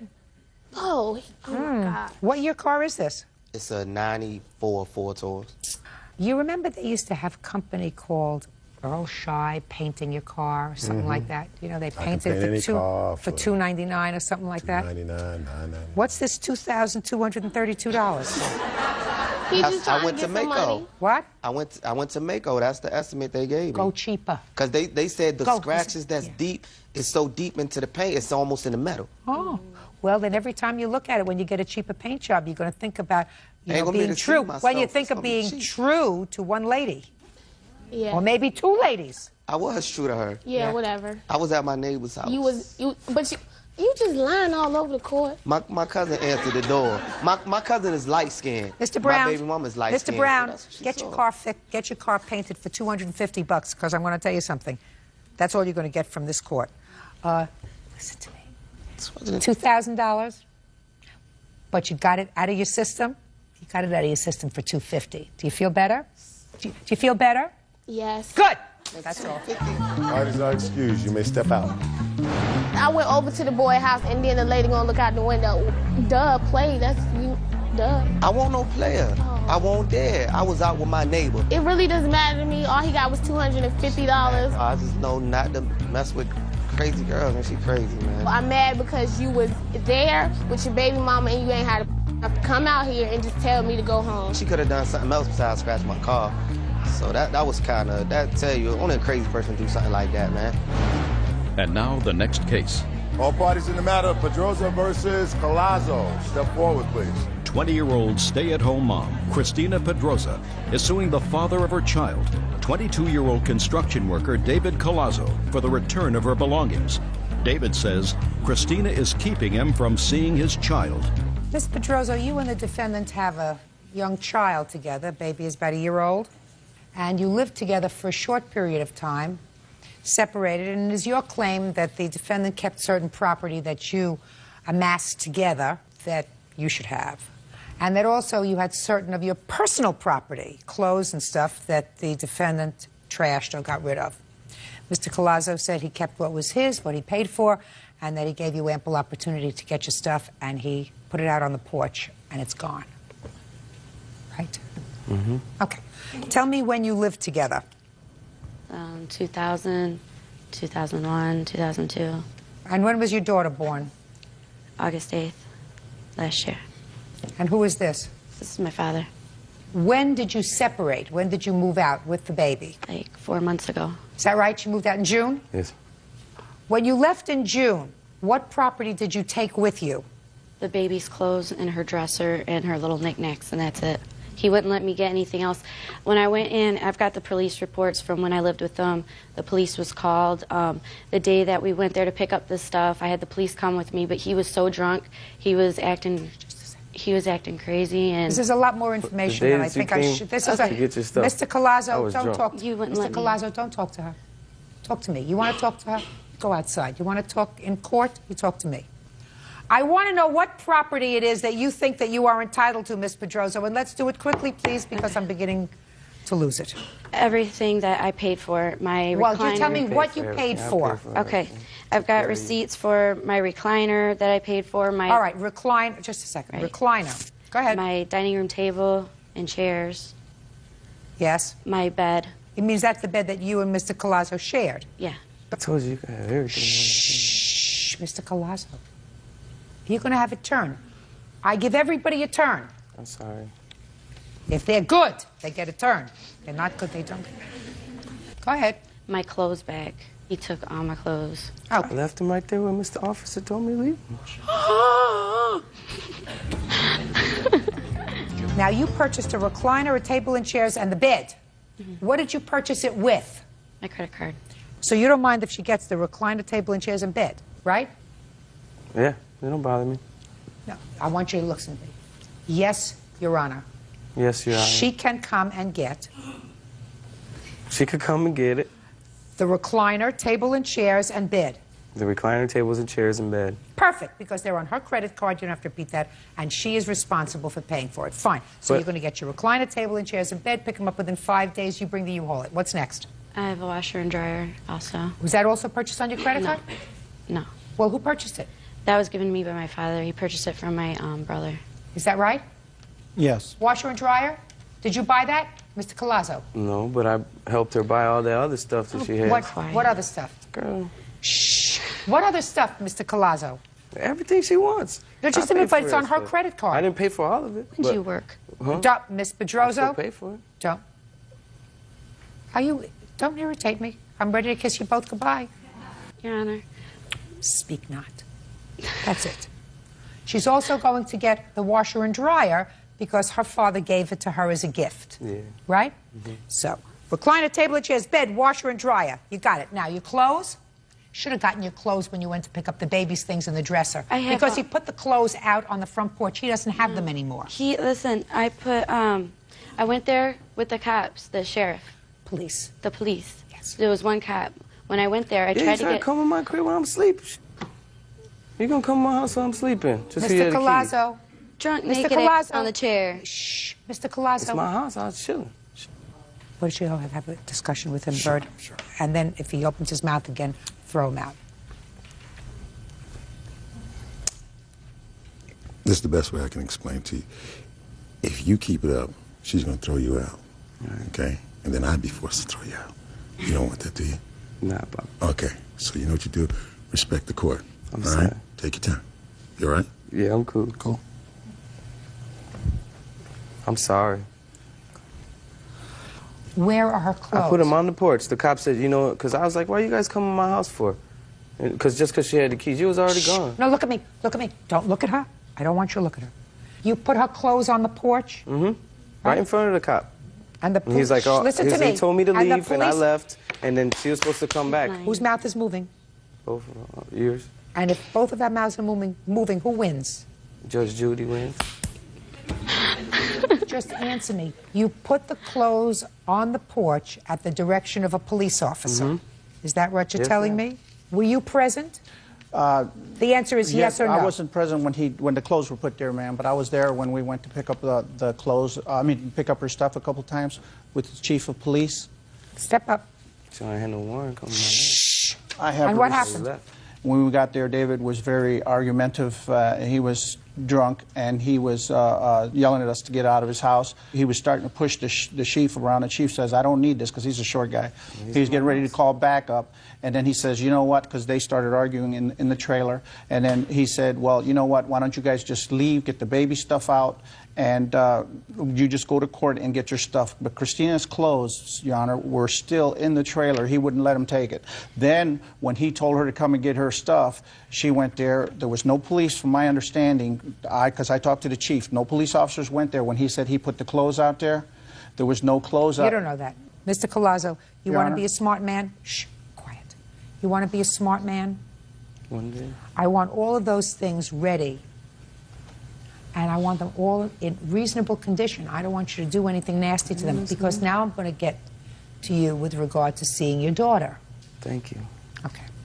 You have a drinking problem, Mr. Collazo? Been around the town for a long time. You have a drinking problem, Mr. Collazo. Because if you didn't have either a drinking problem or another problem with substances, you wouldn't be behaving the way that you are in court today. So you got a little bit of spirit from someplace other than your soul today before you came to court. I don't want to go into it with you, but I'm going to tell you this. If you made a baby, look at me. If you made a baby, take care of you my have, daughter. listen to me. If you made a baby, you have an obligation. You have an obligation to be a father. And that means having a job, being sober, I do making work. arrangements to see your daughter, and if she, for some She don't reason, work. wants... What she do? She shake her butt for You're not dollars. paying attention, sir. And I have to conclude that since you know who I am, that the reason you're not paying attention to what I'm telling you is because you are a little bit high. So I want you to listen to me. She can't have you around a child who's a year old. Punk boyfriend don't want to be smoking weed by my daughter. Just a second. Mr. No. Collazo, look at me. What you're telling me is No, that Miss she's in a Pedroso good house, is not behaving good properly. Yeah, but I'm not... Are you listening? Or are you listening to your inner voices? You have to see to it that you see your daughter by going to court, asking for an order of visitation, saying, I do everything right. I don't drink. I don't do drugs. I have a job. I'm prepared to regularly support my daughter. I want to be able to see her. And if she doesn't let you do it and doesn't let you see your daughter, judge is going to say to her, I'm going to take the child away from you. Yeah, then where's she gonna go? She's going to come and live with you. No, Your Honor, you know what? I have no problem with him seeing his daughter, but he is doing this, getting drunk, getting high, and... How you know? You ain't with Because me? I know. Miss Pedroso. I go to Miss work Pedroso, every just morning. I told wake you up what at he has to do. You 5:30 don't every have to- single morning. You What don't do you do? have... You shake your But butt. he for a paid dollar. $50 for her Tell me birthday, that. and that's it. Put him out. He doesn't get it. He paid $50 Pay for her birthday. careful and attention that's to me it. because I can't talk over two people talking. That's not the way I run this place. If he's not doing the right thing, and if you feel as if your daughter is at risk if she spends time with him, then you're right. But if he gets his السلام عليكم ورحمة الله وبركاته. النهاردة هنعمل فيديو جديد، هنعمل عيش الحمص. هنقول بسم الله ونقول الطريقة معانا. طبعا العيش الحمص ده هنستخدمه الناس اللي مش بيحبوا النشويات، اللي هو العيش العادي بالدقيق الأبيض، أو ده عيش بطريقة صحية ومشبع جدا، وكمان في نفس الوقت كله ألياف. معايا طبعا كوباية من الحمص نقعتها ليلة كاملة، وكنت بغير المية. ابتدي هنا الخلاط معانا. طبعا كان في حبة فايدين منها. طبعا هنجيب كوباية من المية بالشكل ده كده. بسم الله الرحمن الرحيم.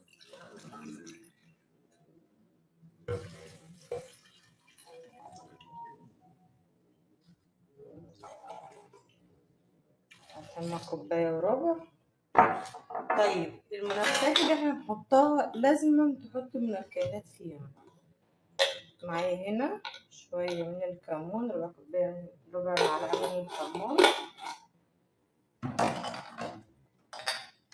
معايا شوية من الكباب بس عشان بحب الكباب الصيني في الأكل، فبحطها في العيش بيدي برضه طعمه حلو. بصل باودر وتوم باودر ده أساسي في العيش بتاعنا. أي نوع توابل بتفضليه حطيه.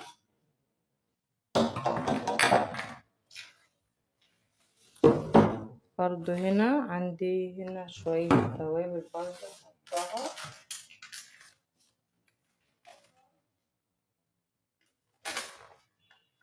ريحتها حلوة بصراحة. هنا توابل مغلفة نحطها هنا كده. طيب هنحط ايه تاني بقى؟ هنحط الملح معانا. نحط هنا ربع معلقة من الملح. نضرب كل الميكس ده كله مع بعضه في الخلاط بتاعنا.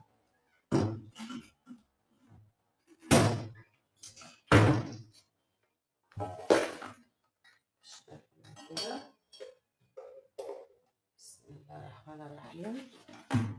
طبعا أول مرة أعمله،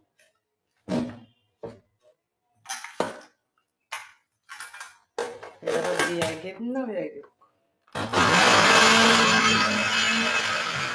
طبعا نضربه جدا لحد ما يبقى كريمي خالص.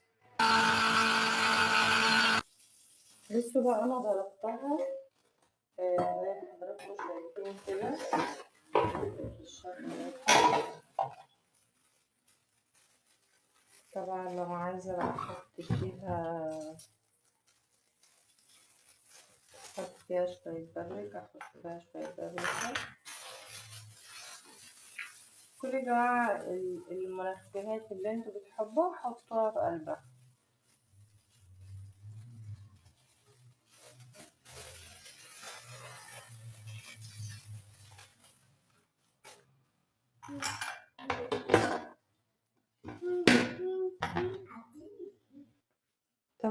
طبعا خلصنا كده، حطينا فيه شوية زعتر. طبعا القوام تقيل شوية، بصوا ما شاء الله هوريكم دلوقتي. بصوا قوام تقيل، كل ما يتساب كل ما ايه يتقل. طيب هنعمل ايه بقى دلوقتي؟ الخطوة اللي بعد كده هبتدي اجيب طاسة على النار، طاسة ديفال غير لاصقة. هنا عندي صينية غير لاصقة لما هنا هي لسه باردة. بطبخها هنا كده زيت زيتون او زيت عادي. انا مش عندي مش بتاعت زيت زيتون. ببتدي اعمل ايه؟ طبعا القوام تقيل جدا. بسم الله الرحمن الرحيم.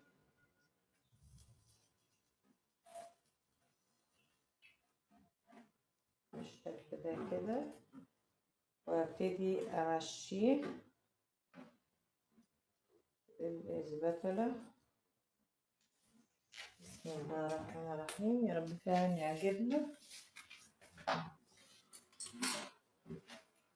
بسم الله.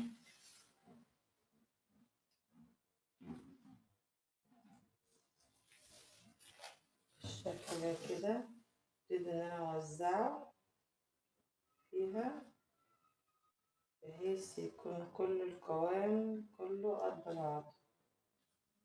بسم الله الرحمن الرحيم.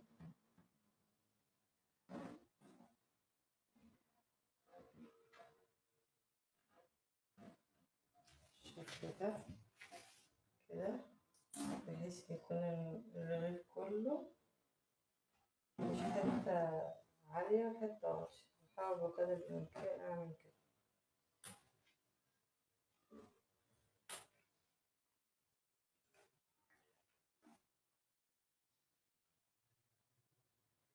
طبعا النار هادية جدا علشان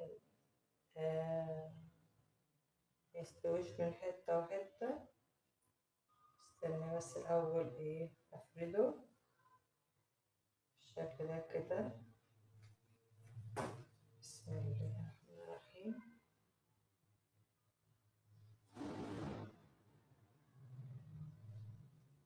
كده أنا سويته كله.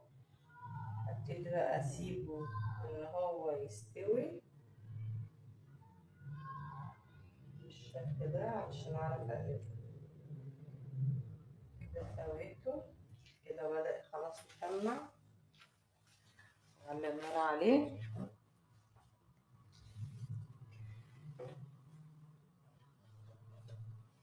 طبعا احنا كل ما بنسيبه معانا بيتقل، قوامه بيتقل.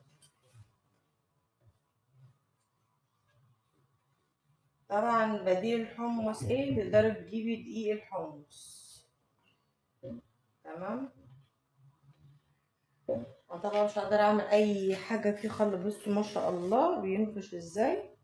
مش هقدر اعمل فيه اي حاجه خالص الا لما يتشمع من تحت عشان اقدر اقلبه كويس. بسم الله الرحمن الرحيم. كده خلاص لسه بدأ لسه شويه برضو. احاول اهدي النار عليه شويه عشان ميتحرقش، لان طبعا اول مره ان انا اعمله.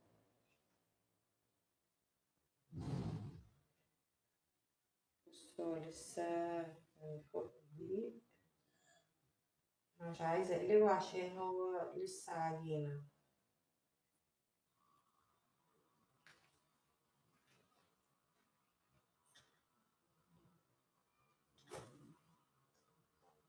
بالشكل ده كده. طبعا بقى دي كانت النتيجة لزقت، وقلت اوريكم برضو النتيجة. بصوا لزق.